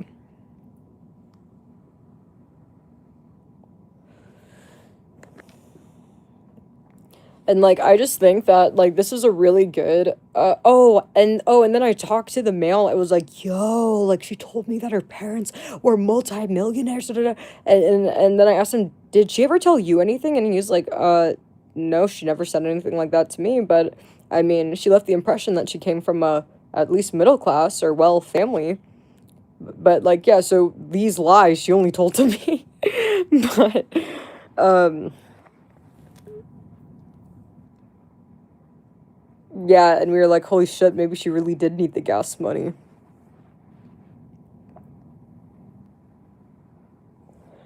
Oh, and guess what, guys? After all that, like, a little bit later, I think a couple months later, the male contacted me and was like, hey, do you think you could talk to her and like get her to apologize? I'm like, dude, I can't get her to do any like, one, like, I thought you said you wanted nothing to do with her, one, and then two, I can't make her do anything. It's like, also, I don't think she wants anything to do with me, after, obviously. So, yeah, he was like, oh, can you get her to, like, apologize? I'm like, bitch, the fuck did, like, no.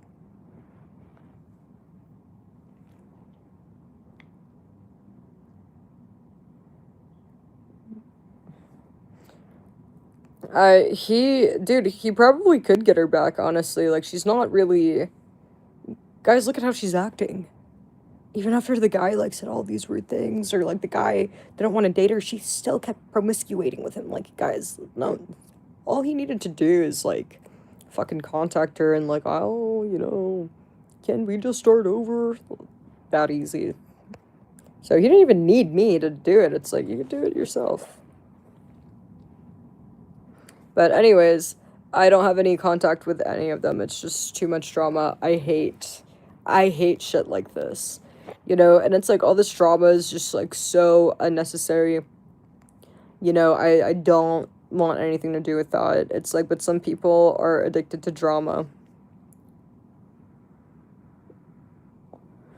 Promiscuating is like sexual relations. Yeah, no, it's like so energy draining for sure. Like, why can't everybody get along? Yeah, no, literally. Literally. Why can't people be productive? Why can't communication be productive, efficient, and people get along? Like, I fucking hate people that, like, oh, there's a problem, there's a crisis, drama, drama, drama. It's like, I hate that.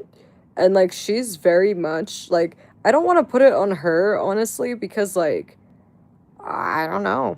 I don't know. I mean, like, but, you know, it takes two to tango, so it's both of them.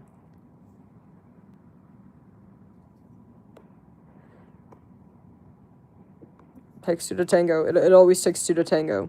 There's no such thing as the girls causing drama, or that, like, at the end of the day, it really takes two to tango. You could walk away.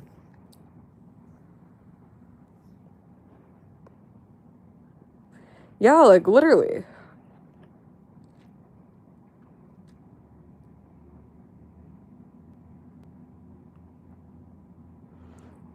To be honest, in my relationship, I'm the one that brings chaos and drama. Well, exit, that's not good, man. You know, well, if and when she leaves you, well, at least you know why. It's like, you can't be acting like that. It's like, all you're gonna do is make people, like, push people away. You know, it's like, when people think of you, they're gonna be like, you know, you become a burden. You know, when all you do is drama, drama, or all you leave somebody with is remembering our, you know, problems, or arguing, or emergency. And, you know, it's like, you don't want somebody to see your name on the phone, or, like, think of you like, or, damn it. You know, like, you don't want that. You want people thinking of you like that.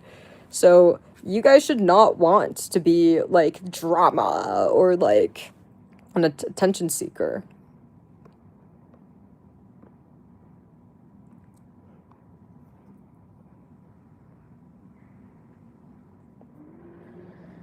Yeah. And I don't know why people are like this. I don't understand. Like, literally, I have never been in a situation like this where, like, drama, drama. And, like, I don't understand how people find themselves in situations. Like, don't get me wrong, I mean, if somebody crosses me, like, I'll fuck them up. You know, but I've never this back and forth, you know, I'm gonna, you know, can continue a relation to argue. I don't understand that. It's like, everything's black and white. It's like, you're either gonna continue your relation and get along, or you're gonna fight and go to battle. Like, that's the way I see things. You're either going to continue engaging, or you're ghosting. I mean, what is this in between?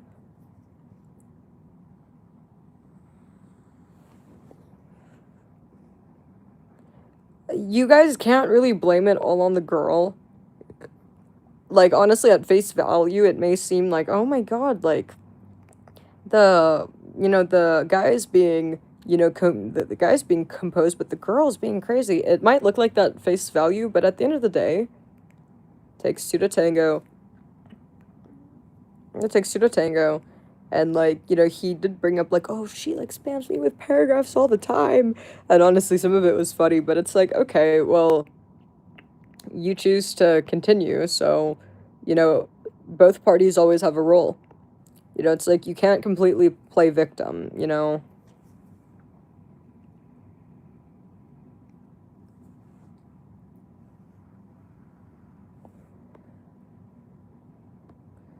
So yeah, like, literally, I've never had tolerance for people like this, or, like, drama like this.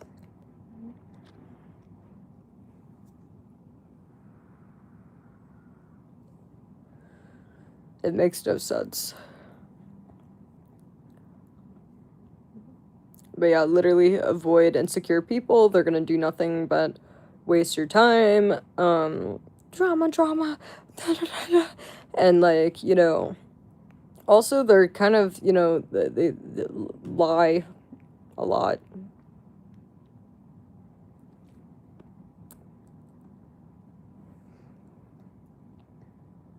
Any other questions, you guys?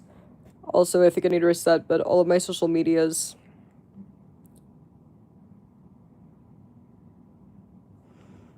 Yeah, they call them energy vampires.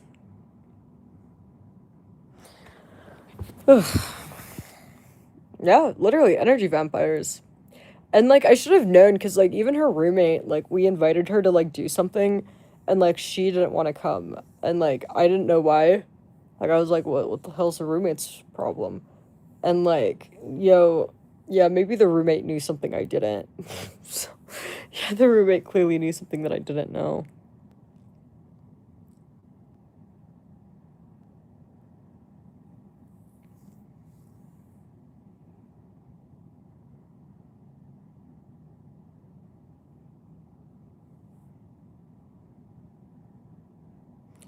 Some male in my chat said relationships without arguments is not healthy.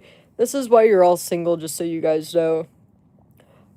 You should never have a single argument in your relationship. Can you guys give me one reason to argue? Let's hear it. Name something to argue about.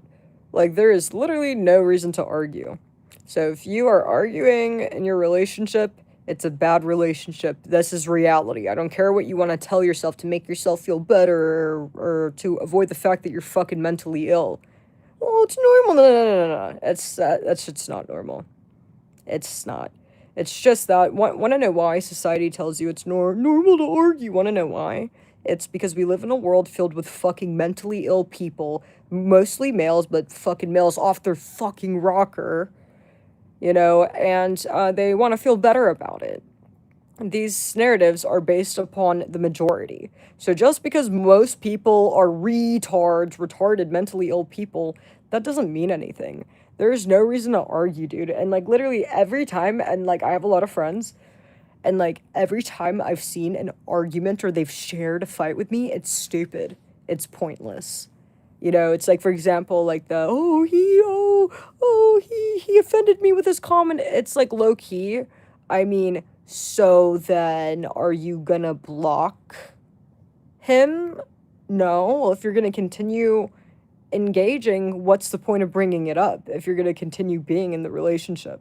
Or it's not even a relationship. It's like, yeah, if you're gonna continue being in the relationship, it's kind of like counterintuitive to like bring this up and fight about it if you know you're not gonna leave. What are you bringing this up for?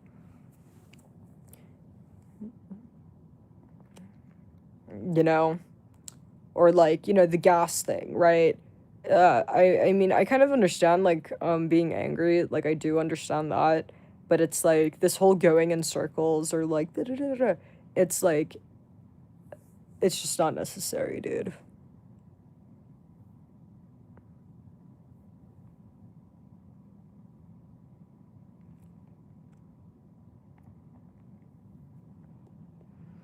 But no, there is no reason to ever argue. Let me teach you guys how to never argue with a woman, alright? I'm gonna teach you. Alright, say that, oh, you know, I want to go to the club. And you don't want her to go to the club. Hey, I don't want you to go to the club because I heard that the club is filled with whores and rapists. So, I don't want you to go because, like, it makes me feel like you're wanting to cheat, or I don't want to worry about your well-being because I know men are sick. If she says, I don't care, that's not what I'm trying to do, well, what else is there to debate? You already let her, looks like everything's been said. So, you know, it's like, so what are you gonna do? You're either gonna shut the fuck up and quietly leave, or you're gonna shut the fuck up and learn to support the club. That's it. That's it. Like, there's literally no reason to argue. Like, what's the reason to go back and forth? Waste of time. You know, like, literally. Or, like, whatever, man. Like, I don't know what you guys are arguing with women about. Like, you know, I have no idea.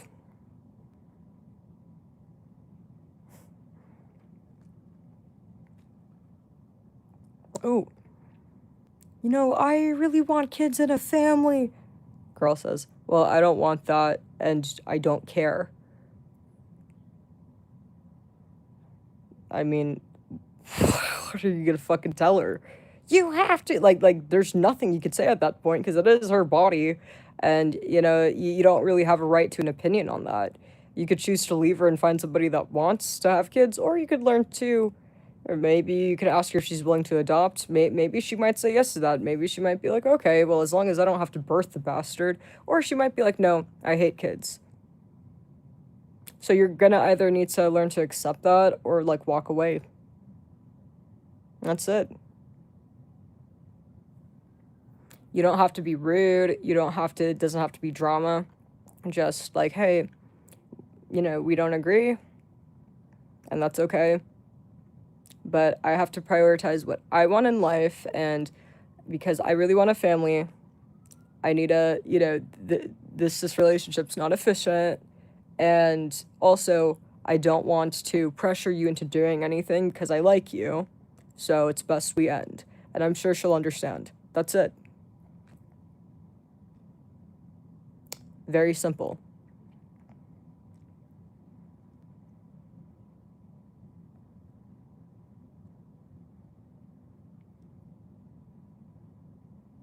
I don't see any way that could fail.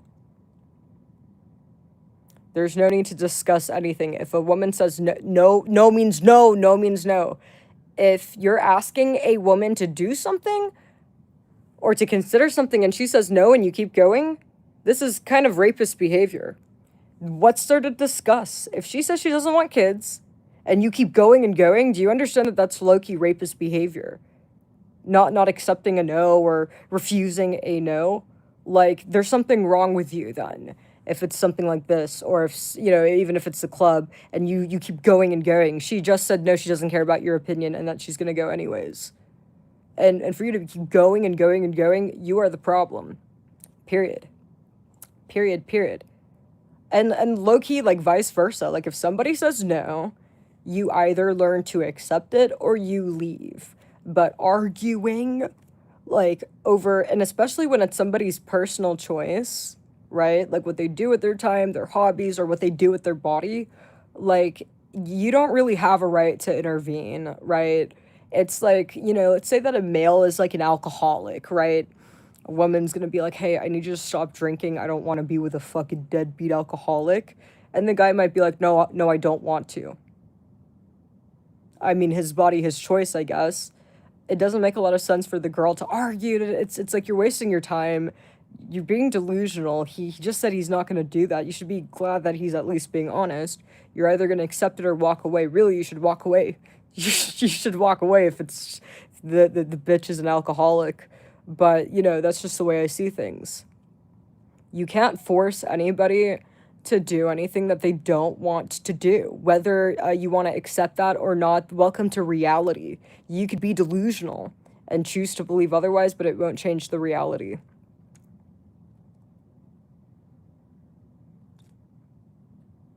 No means no, no matter what. No matter what, no means no.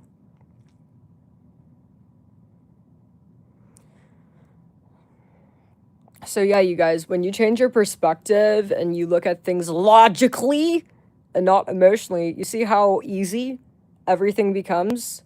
See how everything seems like a fucking, like, piece of cake? Like, you just need to stop being so emotional. Like, it's not efficient. Like, it doesn't make any sense. Like, you know, it's just really not anything to be, and it's something that you directly control. It's like, dude, this is like crying over not liking the outfit you have on when you control what you wear. You could go change your outfit. Same thing with the partner. It's like, it makes no sense to be sitting there crying about your partner. Just like your outfit, you could change. You have control over. You could choose what you wear or don't wear. You could choose who you're with or who you're not with. Period. Even if you're like, oh, well, I'm a loser male, I'm low value, I had a hard time getting this woman. Well, you could change who you are. Well, maybe you could leave and change who you are and make yourself into somebody that has more options. So you still, you know, it doesn't fucking matter. You still have the ability to change your partner. You have the ability to fix yourself, so to attract what you're wanting. Whether you want to do it or you're too lazy to do it, I mean, this is the reality. That's the truth. That's the truth.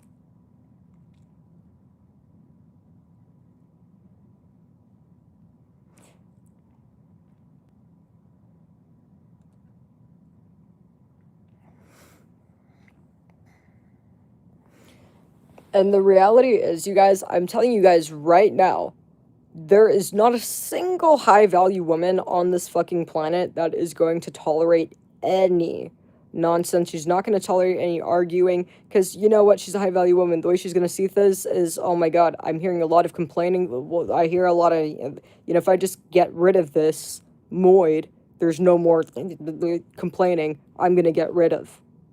You know, this is how high value people think. You know, it's like no one's going to sign up for more conflict, right? Or like mentally stable or high value people.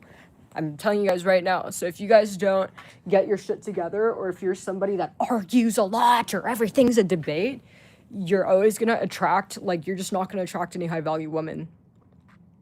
You're not. Literally. And I know, because like I said, I've had friends on both ends of the spectrum. I've had friends that are drama. Like I just shared with you guys that one story about that friend. Drama. She's just like a guy, you know. But then I've had high value friends, no conflict. You will never hear that anything's going wrong, or and it's because there's no conflict. High value women don't have tolerance for this.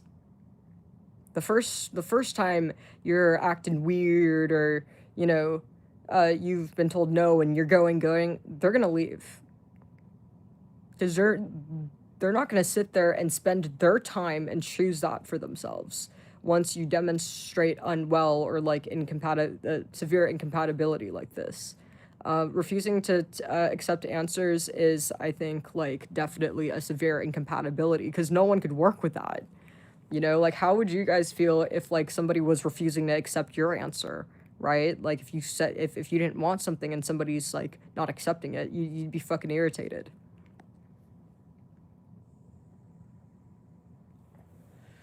So very like simple. I mean, it's not complicated. I have an example of a good couple. Um, I mean, I have friends that are like, you know, in like good relationships and there's no arguing, nothing like that. But I mean, they don't do social media and broadcast it. Like they live their life.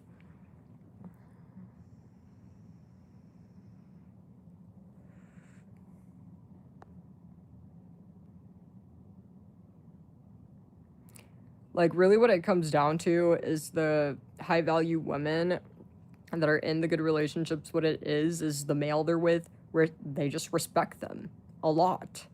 And, you know, a lot of these males that respect women, they had a very strong woman in their life, a very like authoritative woman. Maybe their mom might be very strict or very strong, so they understand, you know, because the way that their mom raised them is if she says no, it's no. So, you know, so when they date a woman and a woman's like, no, I don't agree, or thanks for sharing your opinion, but no, they know to drop it. You know, there's no arguing, honestly. So that's what I've noticed.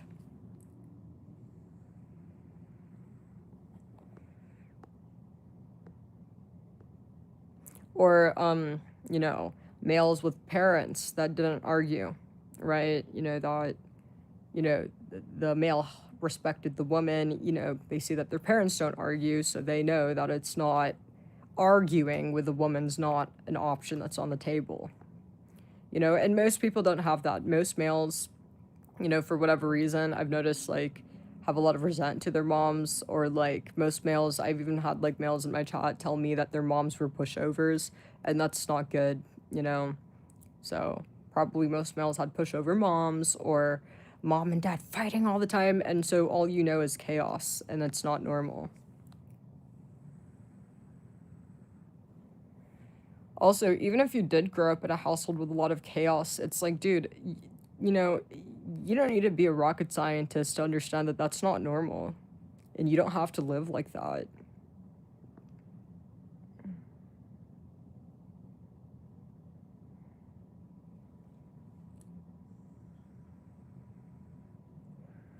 Any other questions, you guys?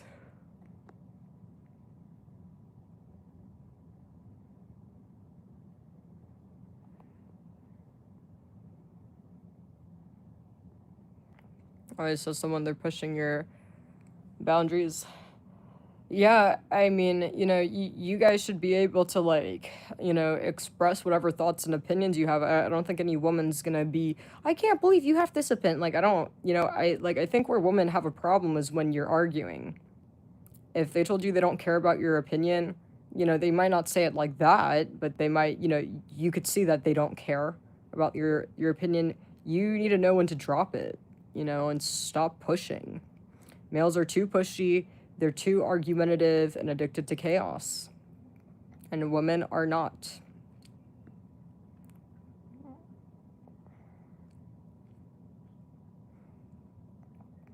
Also, like, the problem is most males think that they, you know, are mentally ill and delusional. They think that they, now that you're my girlfriend, I own you now. And it's like, yeah, buddy, you could enjoy being single till you're 80. Like, you know, guys like that very obviously will never, like, nobody is going to want anything to do with them because it's just a lie. It's just not true. And if you can't understand that, you know, like, I don't know how we make these logical leaps from, you know, I'm dating this girl to I own her. How are we making leaps like this, by the way? Like, you know, it's like you don't believe that you own your best friend. You don't believe that Mike is your property. So how is it that when it's woman, you don't know how to fucking, you know, it's like trying to socialize you is like harder than socializing a monkey. When it's woman, it's like, dude, relationships are all the same. People are people. People are individuals. But I think that, you know, probably misogyny causes that.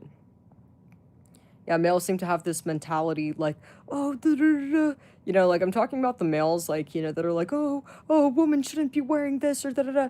Like, talking about like what a girl decides to wear, or like, oh, a woman shouldn't do this or that. It's like, yo, look, if you don't want to wear like a pink mini dress, male, you don't gotta wear the pink mini dress, but it's none of your business what somebody else chooses to wear. It doesn't matter if it's your girlfriend, just like how it's none of your business what some random girl on the streets is wearing. It's none of your business what she's wearing. Period. You know, it's like if you hate the outfits so much, you could leave.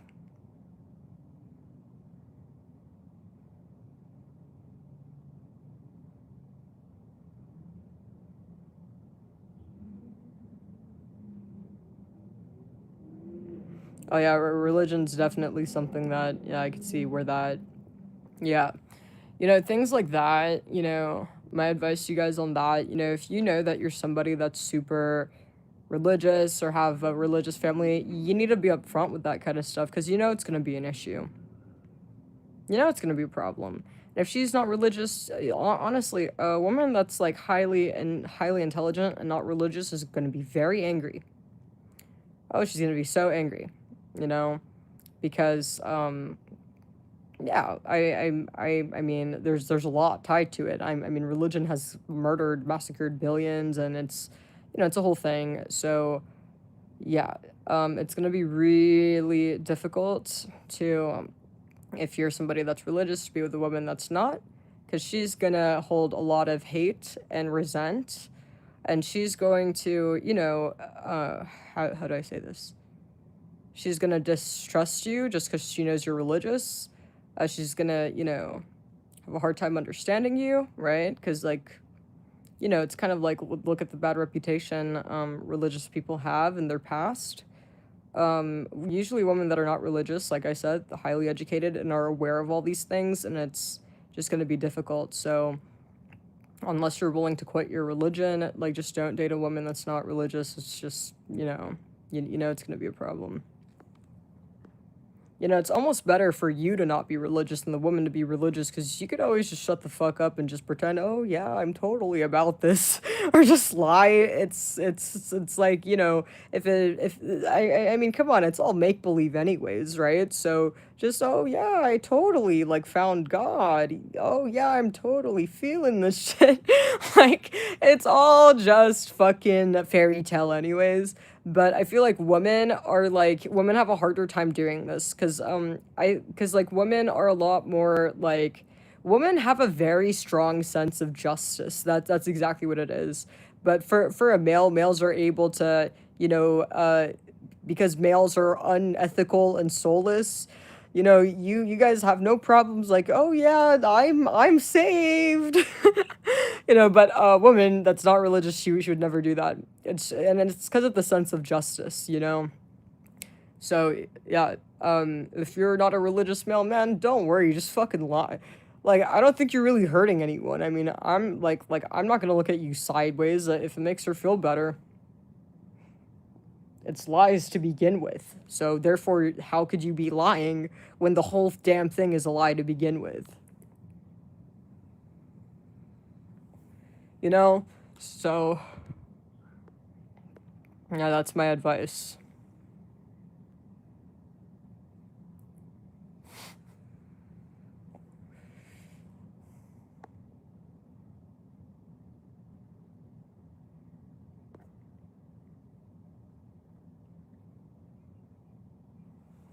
Yeah, don't ever tell a woman that's not religious to become religious. That's a good way to get fucking backhanded males. She'll fucking beat you. Honestly, you're gonna send her into a fit of fury. I'll tell you guys that. Yeah. You know, these are things that I think is okay to lie about. Like, obviously, it's completely not okay to, like, fake your personality, right? It's not okay to, you know, lie about your music taste or like, things like that. Like, it's just bad faith, right? But, like, something like religion, again, it's not real to begin with. Like, you're not lying. You know, there's a big difference between, oh, I love to cook, I'm a great cook, and then she dates you, and then she sees that you can't cook shit. Like, that's not good, right? Because you wasted everyone's time. But lying about being religious, it's like, come on. There's nothing wrong with that. It's better to do that than argue, you know?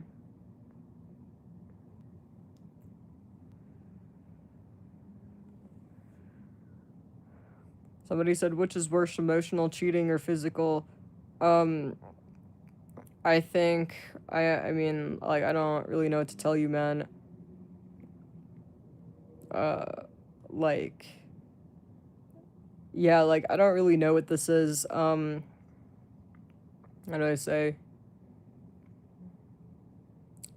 I think that what's worse is being hung up on it, sitting there stagnant in a dark room with your asshole tight, hung up on it, thinking these things.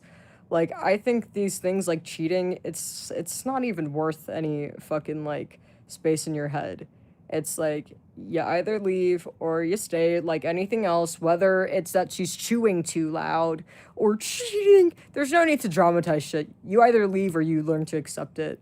You know, I don't like to engage in this, you know, cinema, over dramatizing of anything. You know that there are males that are destroying their whole lives, just shaming and disgracing their family because after they found out a woman cheated, like, they fucking kill her. It's so stupid. It's like you guys get what I'm saying. It's like, it's really stupid.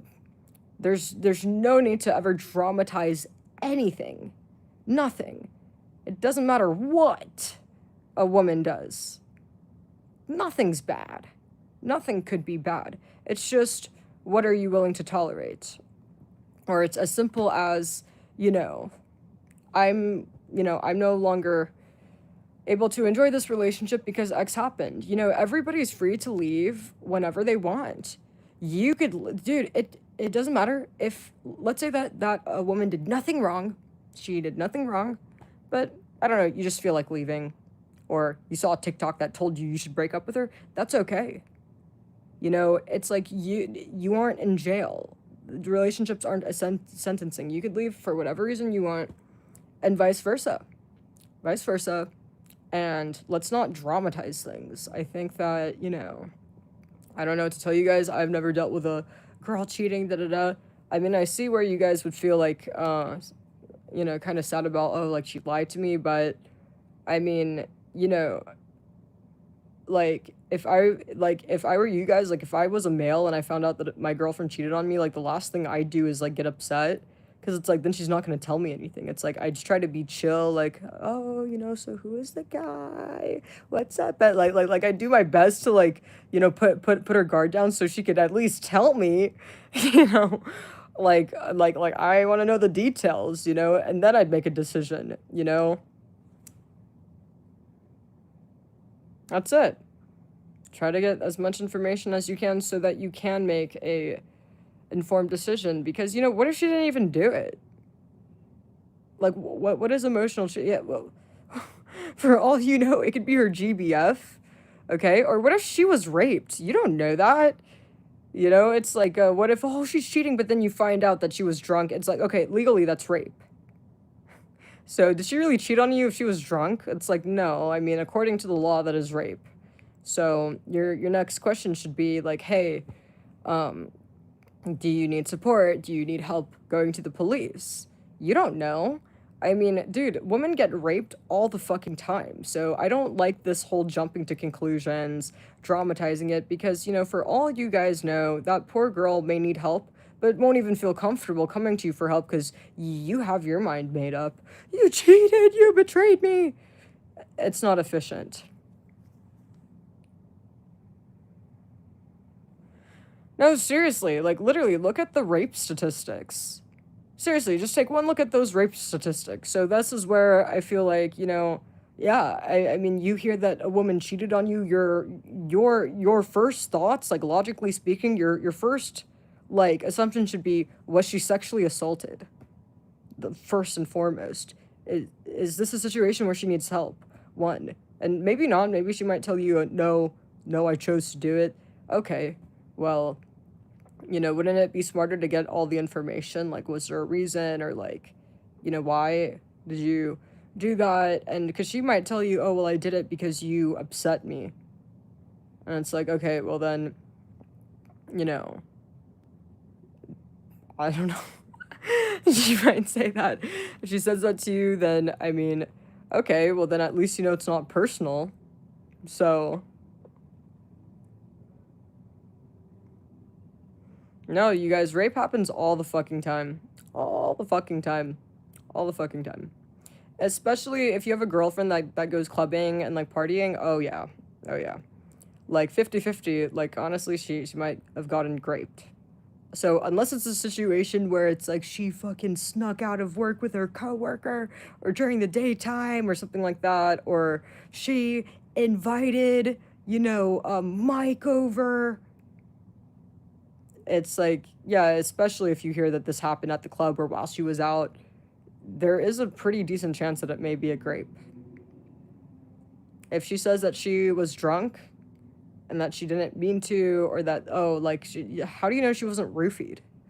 Like, it's like, it kind of looks bad on you to, like, demonize her if, the cheating was while she was out at a party. What I see is a male that's a monster that has no empathy for rape victims. That's my honest reaction. It's like, woman at a club, sexual relations at a club, I don't know, to me, sounds like a rape. But regardless, you guys, even if a woman really does cheat on you, grape aside, there's still no reason to. I don't understand why you guys get so worked up. Like, why do you guys, like, I don't get it. I don't understand.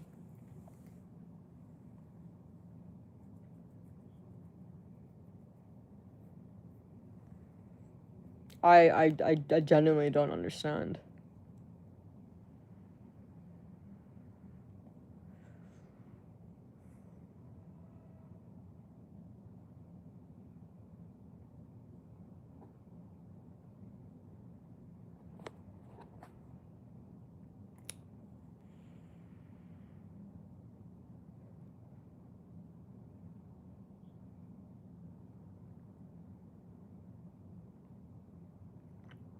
I don't know, you guys. Like I said, I genuinely don't understand. I don't understand what loving the person has to do.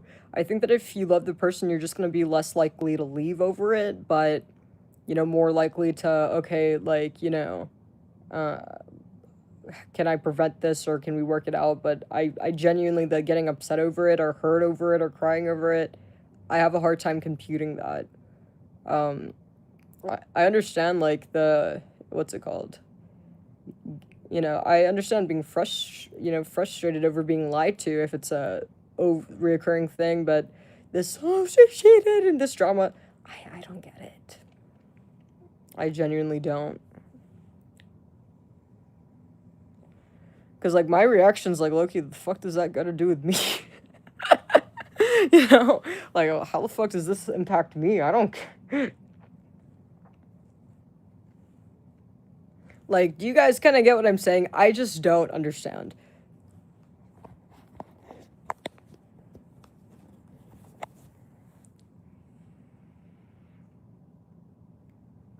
All your plans get ruined. That one thought was forever is not thinking the same about you stings.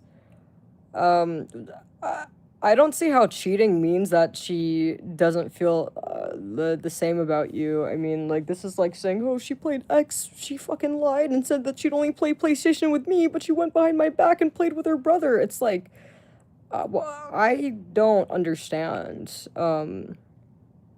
You guys kind of get what I'm saying? It's like, dude, imagine if cats thought like males. I know I have three. You know how I have three cats, dude. And Loki, like I see Molly get jealous when I'm holding Paisley. But imagine if, like, with cats, like if you're holding one cat, your other cat was like, "Hey, he's cheating! You lied! Everything was a lie!" It's like that's kind of like not like true. I mean, I see why you're, like obviously you want mommy's attention and shit. But I mean, how is that not the same thing? Like I don't understand.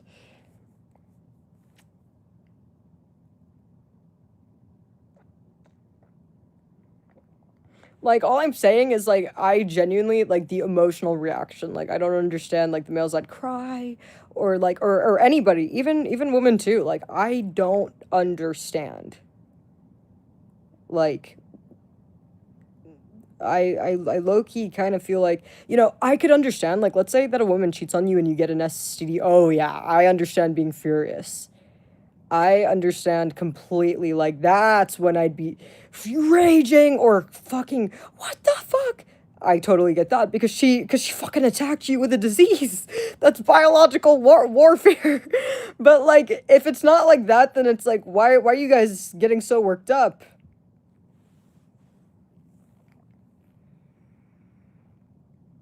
Like I said, I just don't get it. Maybe I'm like too like logical. I don't know. But I just don't see it.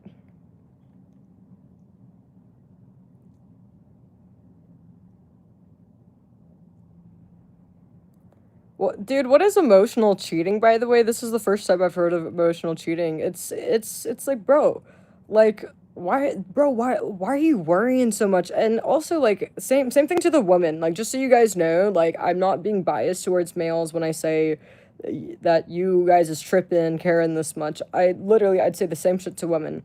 I've had friends that have cried to me over being cheated on. I'm like, bro, like, why do you care?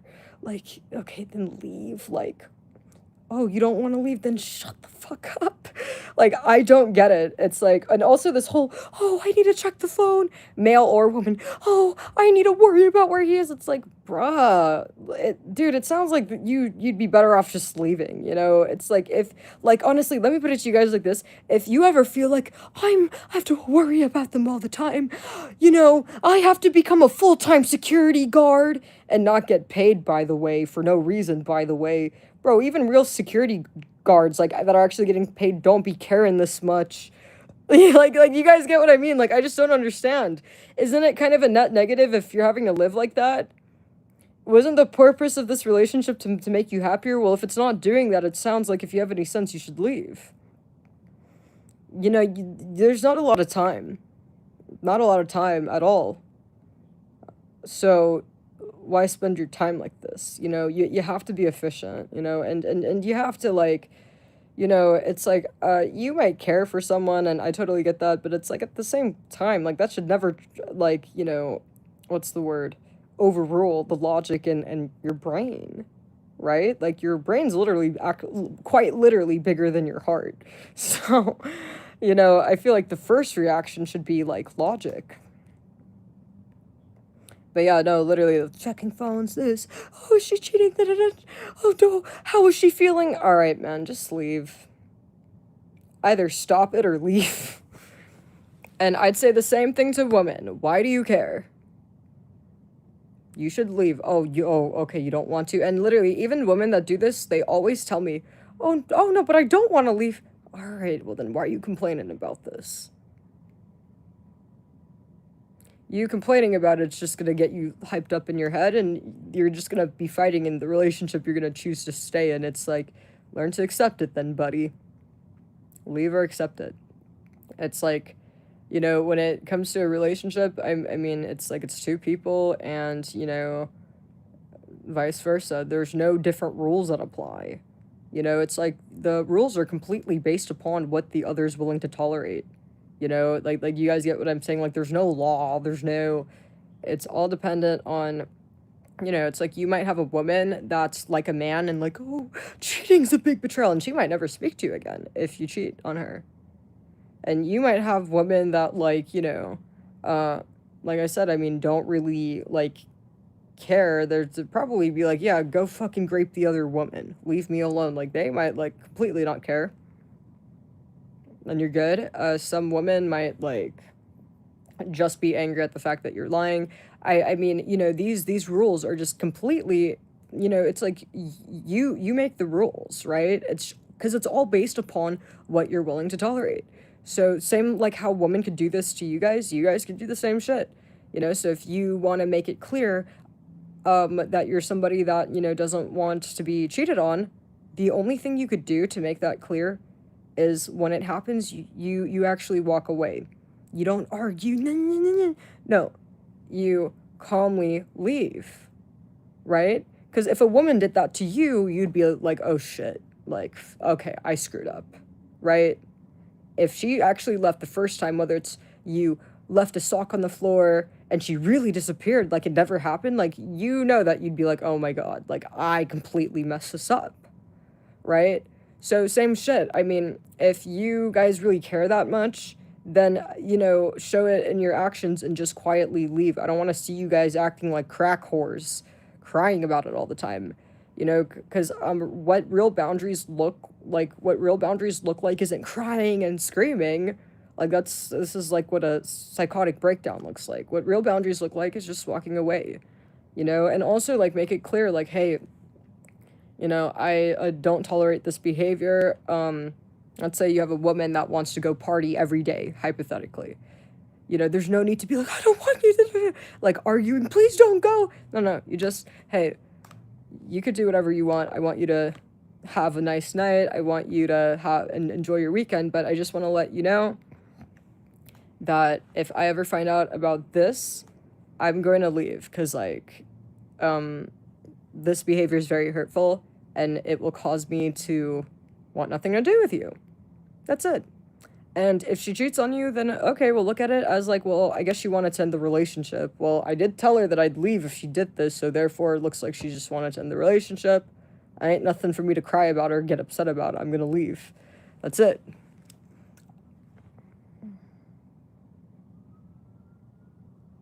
Emotional cheating is like texting other women while being in a relationship, even if you don't go. Dude, there's no such thing as that shit. I don't believe in. Well, I see what you mean. Like males keeping like options open. Like I said, I don't think this is. Like, I think that's his problem. Like, let's say that a male is like trying to talk to a woman and keeping options. I don't understand how and why that would be the woman's problem. She's not the guy's watchdog. She does not need to be burdening herself with what the fuck is going on with that phone.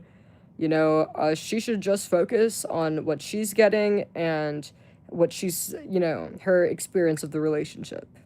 So, yeah, like I said, usually when males are like entertaining other options, it's not just that. It's like their behavior's declining, they're not putting in effort. That's the actual problem. It's not the messaging other girls or whatever. Like, who cares? I think what women really care about is, are you doing this? Are you buying me my gift? Are you listening to me? Are you following orders? And I think that as long as you check those boxes, I don't really think they give a fuck what's on your phone. What the fuck does that got to do with them? They don't care. Well, most women.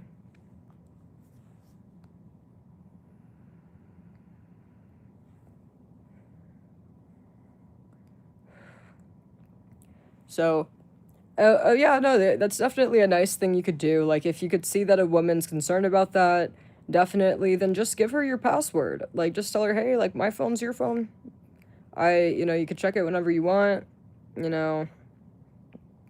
I only text Sarah. Sarah, I knew her since grade 1, and I text Bethany's my sister. And I could introduce you to them whenever you want. You'd get along with them. You could do something like that. And yeah, guarantee you she's not gonna like care. Women will stop partying at what age? I think that, like, I don't really know. You guys, like, I think to each their own. Like, I don't know. Like, I've never liked, or like, I've actually never been to a club or a bar because I hate men. So, you guys, and I'm not saying that women go to bars and clubs for men. Like, I don't want to say that. I'm just letting you know the reason why I've never been to a bar or club and I would never fucking go, or the fucking frat house over my dead body, bitch, is because I hate men. I don't want to be in some smelly fucking like farmhouse with fucking a bunch of sweaty pigs. Like, so that's why I don't go, but all of my friends that do go, they say that they go because they want to meet other girls or it's fun. So I want to make it clear, I don't think women go for men. Maybe some might, but I think probably most women go for fun and they just maybe not mind the moids.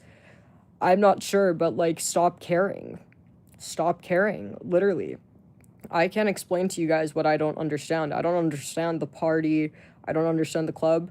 But I mean, like, if I was a male, even even being somebody that doesn't go to those places, if I was a male, I wouldn't give a fuck. Like, what a woman's doing with her free time, the fuck does that have to do with me? Like, I don't really see how this impacts me, like, whatsoever. It's like I might be concerned. Honestly, if anything, I'd want to be supportive so she feels comfortable calling me if she does need help. Like, that's pretty much it.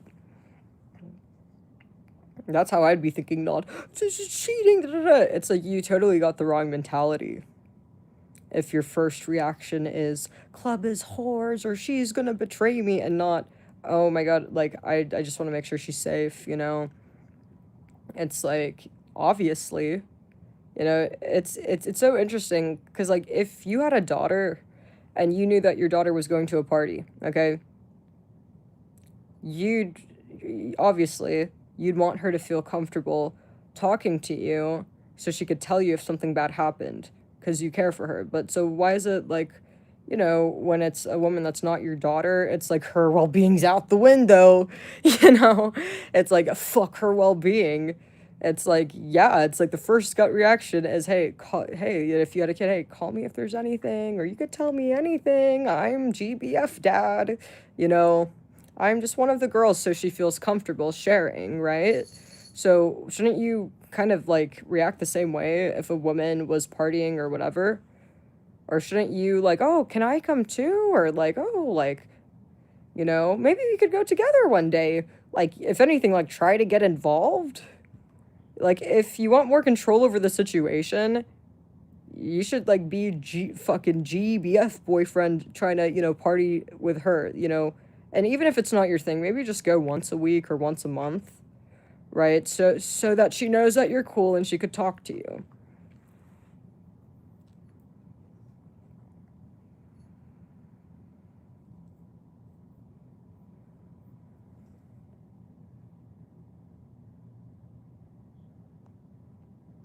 Be careful of partners who accuse you of cheating. It's a cover-up.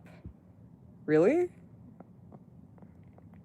I don't know, bro. Like, look, dude. I think that anybody that's talking about cheating or I've been cheating, bro, it's like are just like crazy. Honestly, I mean, it's just crazy talk. Don't do this, or let me see your phone, or cheating. Bro, like, yeah, skirt, yeah, if you guys want my advice, if you hear any language, if you hear the word cheating, cheated, phone, I don't want you to, man, I'd leave a skirt, like, a step away from the tornado's path. Cause like, yeah, dude, like, I don't think that, like, this is, like, like, high value people. Like, I don't think they're really, like, like, you guys get what I'm saying? Like, for me, in my perspective, this is a good way to flag someone mentally unstable. Because it's only mentally unstable people having problems like this. Vice versa. Like, seriously. Like, yeah, male, female, yeah, so if a male's like, oh, I've been cheated on, it's like many women say, like, I've seen the TikToks, women say, oh, if a guy says he's been cheated on, it means he cheated. It's like, bro, fuck what it means, bro. He's mentally unwell. It's just that it. It's that simple. He's unwell. Who cares? He's unwell and you need to run.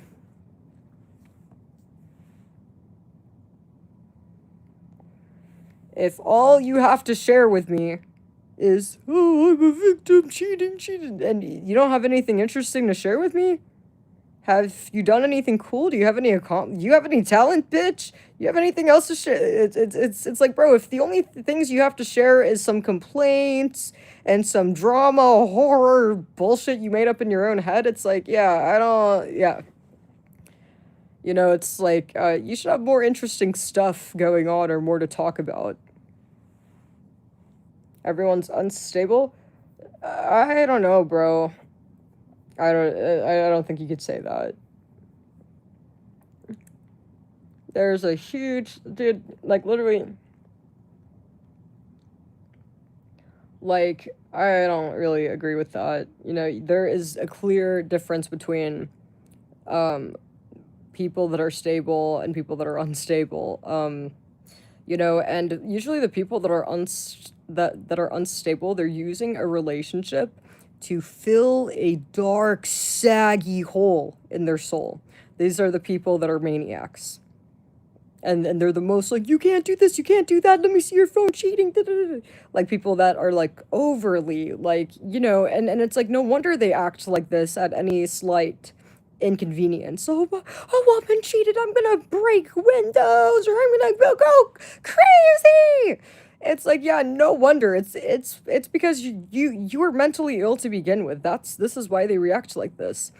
You know, it's like you can't use a relationship to fill your saggy, bottomless daddy hole or mommy hole. It's like this is where you need a psychiatrist or a therapist.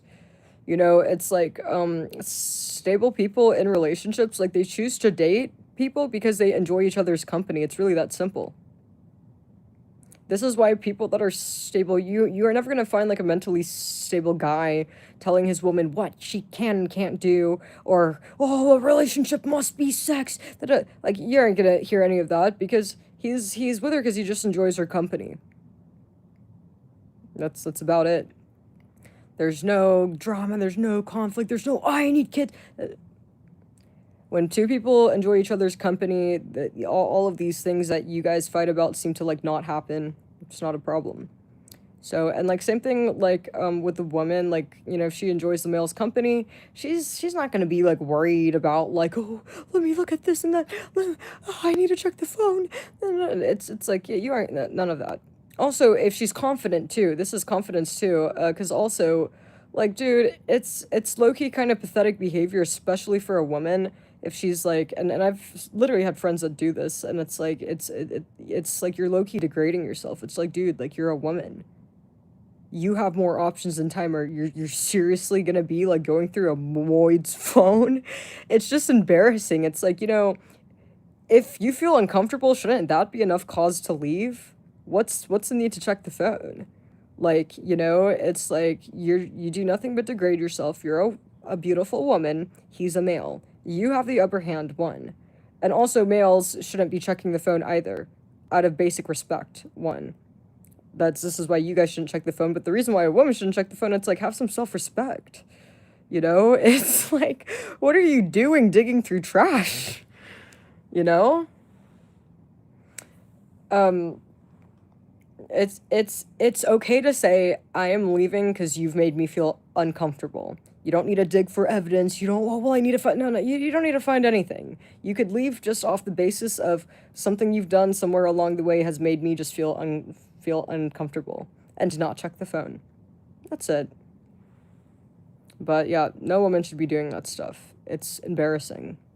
Also, the only women that do this, they all have low self-esteem. I don't know why. It doesn't mean that they're not beautiful. It doesn't, for whatever reason, maybe it's the disgusting male's fault, they have low self-esteem. And obviously the males that check phones and all this, it's out of hatred and disrespect. Yeah, this is where the difference is.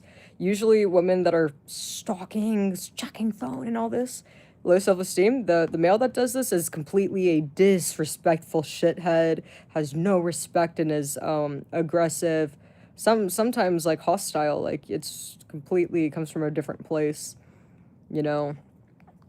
Because like you could be and also I don't like how like women like conflate being insecure with like being abusive. Being insecure doesn't make a male by default like abusive. Like a male could be unsure and insecure, but no, I can't go through her phone because that's her phone, you know, or I can't tell her what she can and can't do. It's up to her, right? And while feeling insecure. So these behaviors, crossing boundaries, come from a place of mental instability and being this is actually abusive behavior, actually.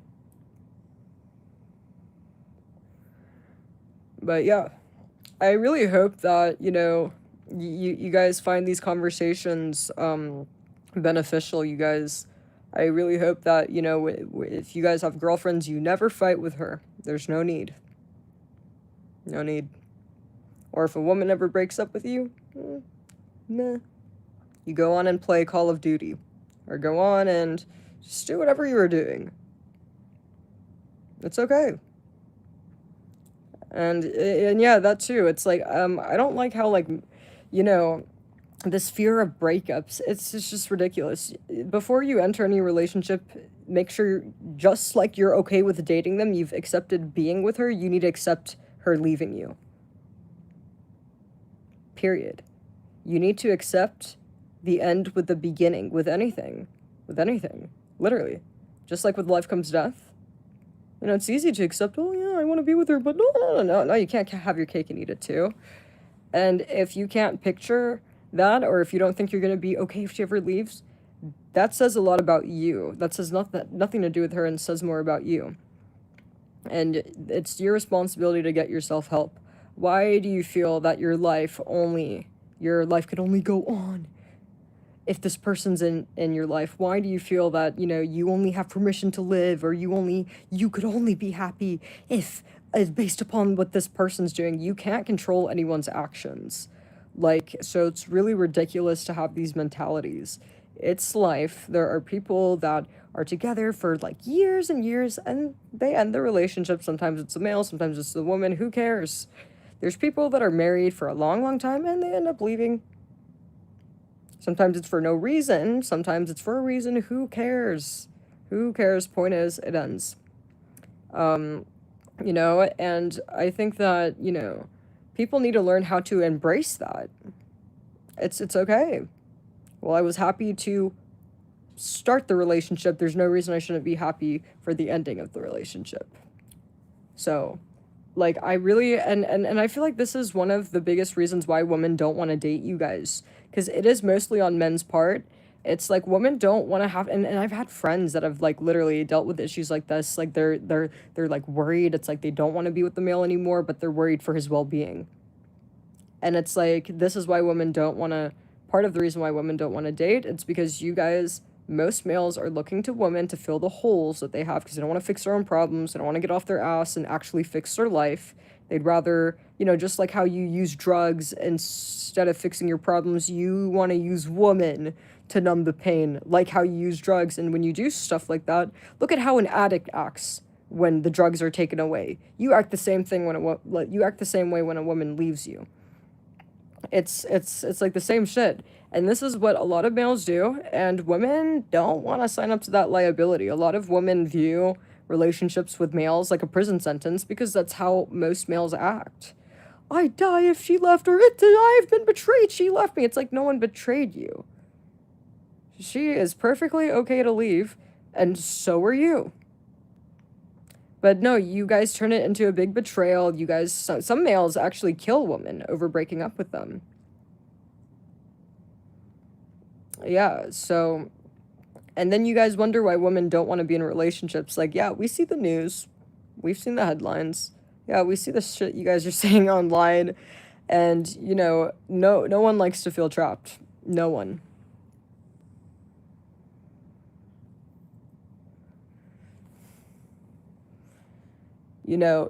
Relationships, just like, I mean, I don't know you guys, but like, me, for example, I mean, I've lived in a bunch of different apartments. A lot of that is because of college. And when I was in college, like the student apartments, it's like you're switching every year basically. So just like how when you move into and even if you buy a house, I mean, most of the time, like, you're not gonna live there forever. People buy houses and then switch houses a lot. Normally, right? People will live in one apartment, then they decide to move. Like, that's just how life is. You need to seriously get it ingrained into your head that relationships are temporary. And there's no sense in worrying about what if it ends. Just worry about it. Worry about enjoying it, and keep in mind it's temporary. All right, people come and go, and it's a waste of time to dwell on it. Enjoy the time you have. She could die. She could die. People could die. That happens. There's no such thing as anything being permanent because death exists. Death, or like, what's it called? Free will. She could free will, like, leave you or die. And you never want to be dependent on another person. You're robbing your own self from your, like, being able to enjoy your life or experience your life. It's really stupid. Exactly. Also, and dude, even if there's no fish in the sea, plenty of fish in the sea, no fish, you're right. There's other women, true. But you have yourself. You have yourself, you have your life, you have you. First and foremost. It's like, this is why I never give a fuck about nobody. I don't care what anyone's doing. I don't care if my friend doesn't want to be friends with me. I don't give a fuck. All fucking noise. As long as I have myself. If I ever lost myself or something, which I don't even know how that would happen, right? Yeah, maybe then I'd throw a fit. But I mean, I think you guys get what I'm saying. It's like, you could never be hurt. You could never be sad. You could never really, like, be moved when, like, you have a good relationship with yourself. When you love who you are and everything about who you are. And if you don't love yourself, well, then maybe change yourself, honestly, into somebody that you can love and admire. And yeah, and it's like the people that are able to, like, get past things, or it seems like they don't care.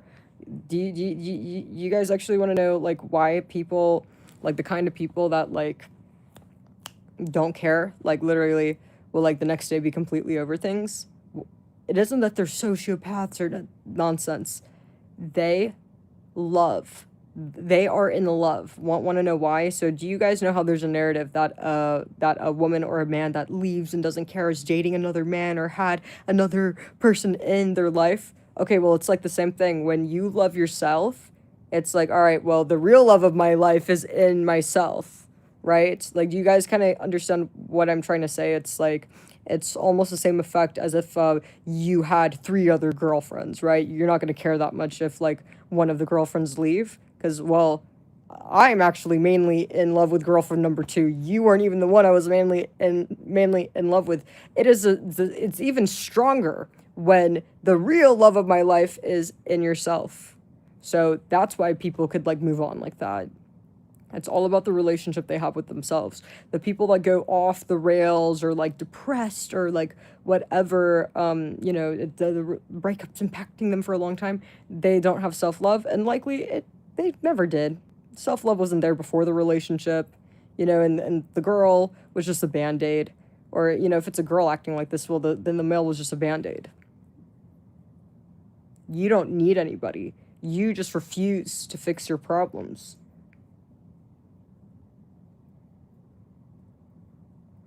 Oh yeah, like, dude, I fucking love being alone. It's peaceful. I could do what I want. Like, dude, literally, like,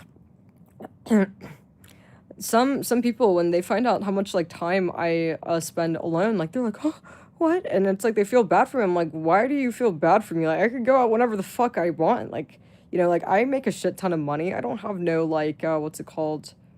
No, like, there's no scarcity of friends or people to meet. I could do whatever the fuck I want. I choose to do this. But the people, like, but they don't understand what it's like to love yourself and to be able to, like, be at peace with yourself and enjoy your time. It's like, I can't even explain it to you guys, but, like, and it's sad that a lot of you guys will never get to know what it feels like to be at that level of peace, if that makes sense. But I feel the most relaxed when I'm alone. I feel the most, just, like, calmness, relief. Yeah, I'd say it's more like relief and calmness when I'm alone.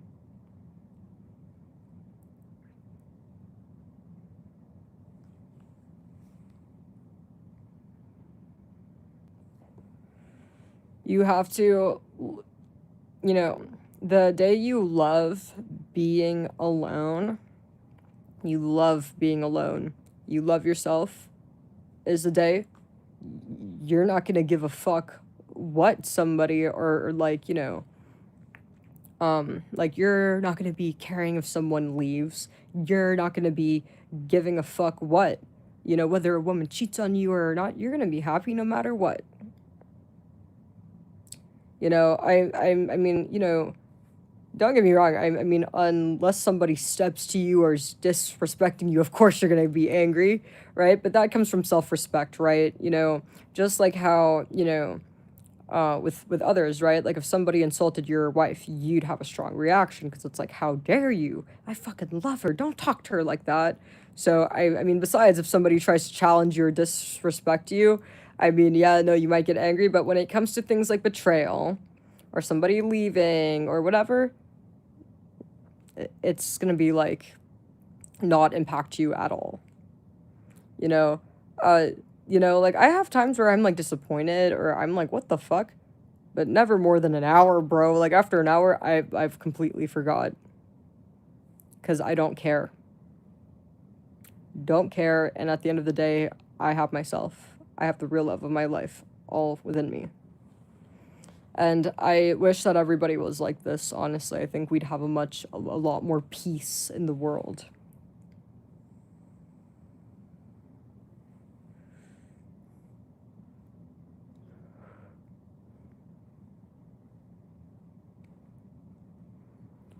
There's no such thing as social pressure. Stop caring. Stop caring. You guys have no idea how powerful the brain is. You could literally, like, change your mentality. You could literally make yourself, like you guys, you could program your own brain. So, you guys have a lot of wrong programming. There's a lot of, crackhead code. It's like a meth addict did software coding inside you guys' brain. You have the ability to correct it, and, so that you could go through life more efficiently and not subject yourself to unnecessary, like, whatever. Dude, like, if I got upset every time, like, a friend, like, lied to me or someone, like, left me, bro, like, I'd be complaining forever. But no, I don't care. And one, you accept it's part of life. Everyone on this planet will be left and multiple times because it's part of life. Why do people leave? All types of reasons, and most of the time it has nothing to do with you. Sometimes it literally really has nothing to do with you. Maybe sometimes it might be completely your fault, but who cares? Who gives a fuck?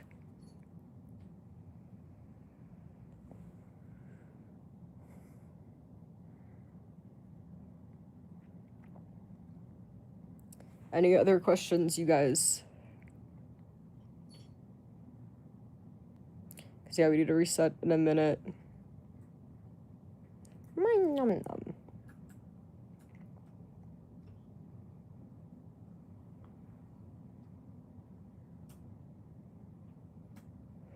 Yeah, no, it's like, I don't understand why people care about their ex. It's like, dude, who cares?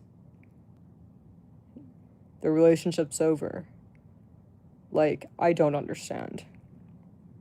I've never understood that. People that dwell on things like that, it's like, I could understand caring, like, when you're in the relationship, but, like, not when it's been over. It's like, come on. Like, what are you doing? What are you accomplishing? Like, you're not accomplishing anything, right? You're just sitting there choosing to waste time thinking about stupid stuff. When you sit there thinking about an ex, you're like dwelling on things or thinking about things that you didn't like. It's like, it's a waste of time.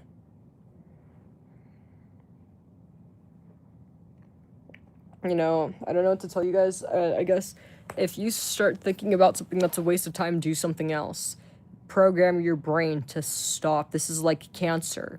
Look at your bad patterns, right? Of compulsively thinking about things that, again, are a waste of time, as you have cancer in your brain that you need to kill. And the way you're going to kill it is you're going to do something else. Do something else to try to fight that cancer until one day you're not thinking about it.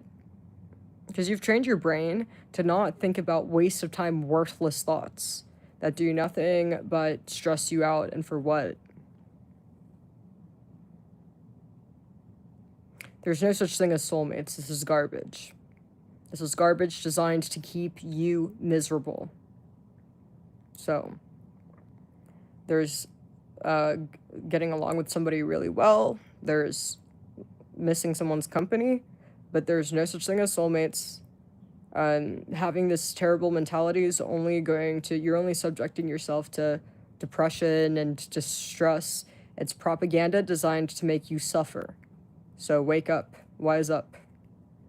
You know, if there's really such thing as soulmate, then what the hell are we seeing with these relationships? If there's such thing as soulmate, well, then why so much conflict? If this is soulmate, then you don't want nothing to do with that. Soulmate sounds like a bad thing then, right? But there's no such thing as that. Stop dramatizing stuff.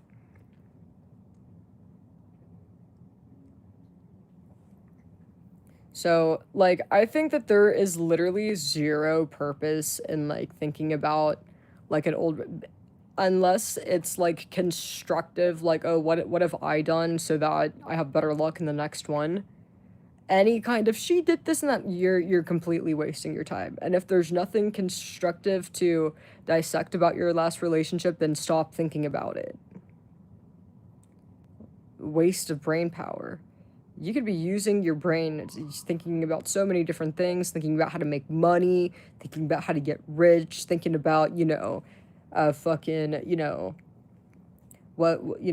what color new car you want, like, what you want to do, what new hobby you want to pick up, what you want to learn. But this is what you're thinking about. It's like, it is a waste, and it is just really pathetic. It's like humans are supposed to be more, like, the more intelligent life on this planet.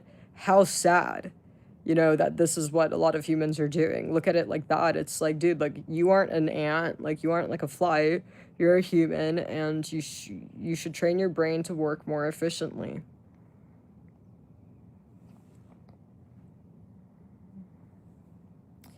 There's nothing wrong with having thoughts, but when the thoughts are unproductive and a waste of time and do nothing but distress you, I'm just telling you guys, I think that it's stupid. Unless you like being miserable. If you like being depressed, I mean, hey man, I guess knock yourself out. But if you don't like feeling this way, then stop.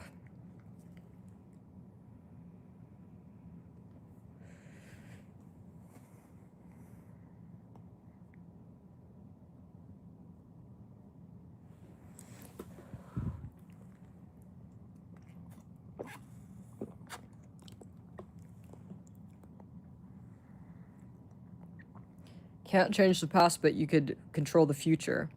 You're pissing all over the future over a past you can't change. It's so stupid. Why are you pissing your current away, which you can control, over something you can't control? It doesn't make sense, guys. Come on.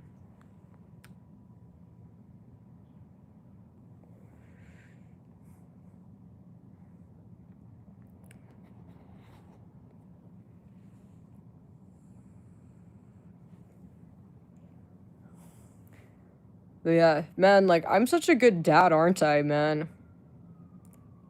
Like, dude, seriously. Like, you guys are very lucky to be able to have a father like me guiding you guys and, giving you guys such great advice. You guys are in great hands. I'm like the kind of father that raises champions,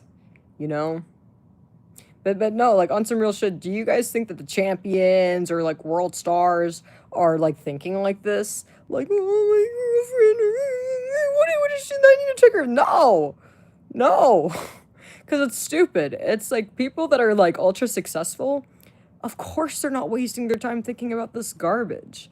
So, yeah, no, I'm probably giving you guys, like, legit, like, nobody that's fucking doing shit in life or amounting to anything in life is, like, fucking fighting with their girlfriend, or like, I'm gonna think about this situation and be mad, or you cheated. Nothing like that.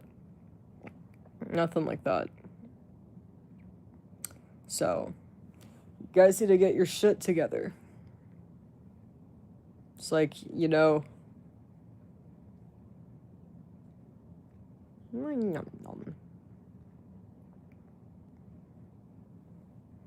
But yeah, you guys better get me a gift on Father's Day. What, guys, when's Father's Day? Yeah, so, oh, fuck, it passed. Damn it. Well, you guys could always get me a late gift. I do consider myself to be a dad. You know, I am a very good dad. Dude, like, so if you guys know, I was raised by a single dad, and dude, my dad would talk. Yeah, this ability to talk. I got it from my dad. I got it from my dad, man.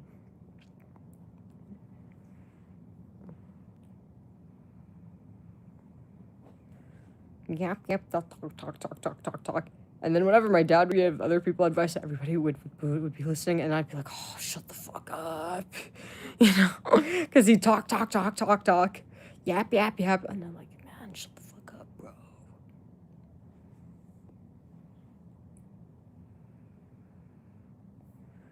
bro. My dad just loves to hear himself talk.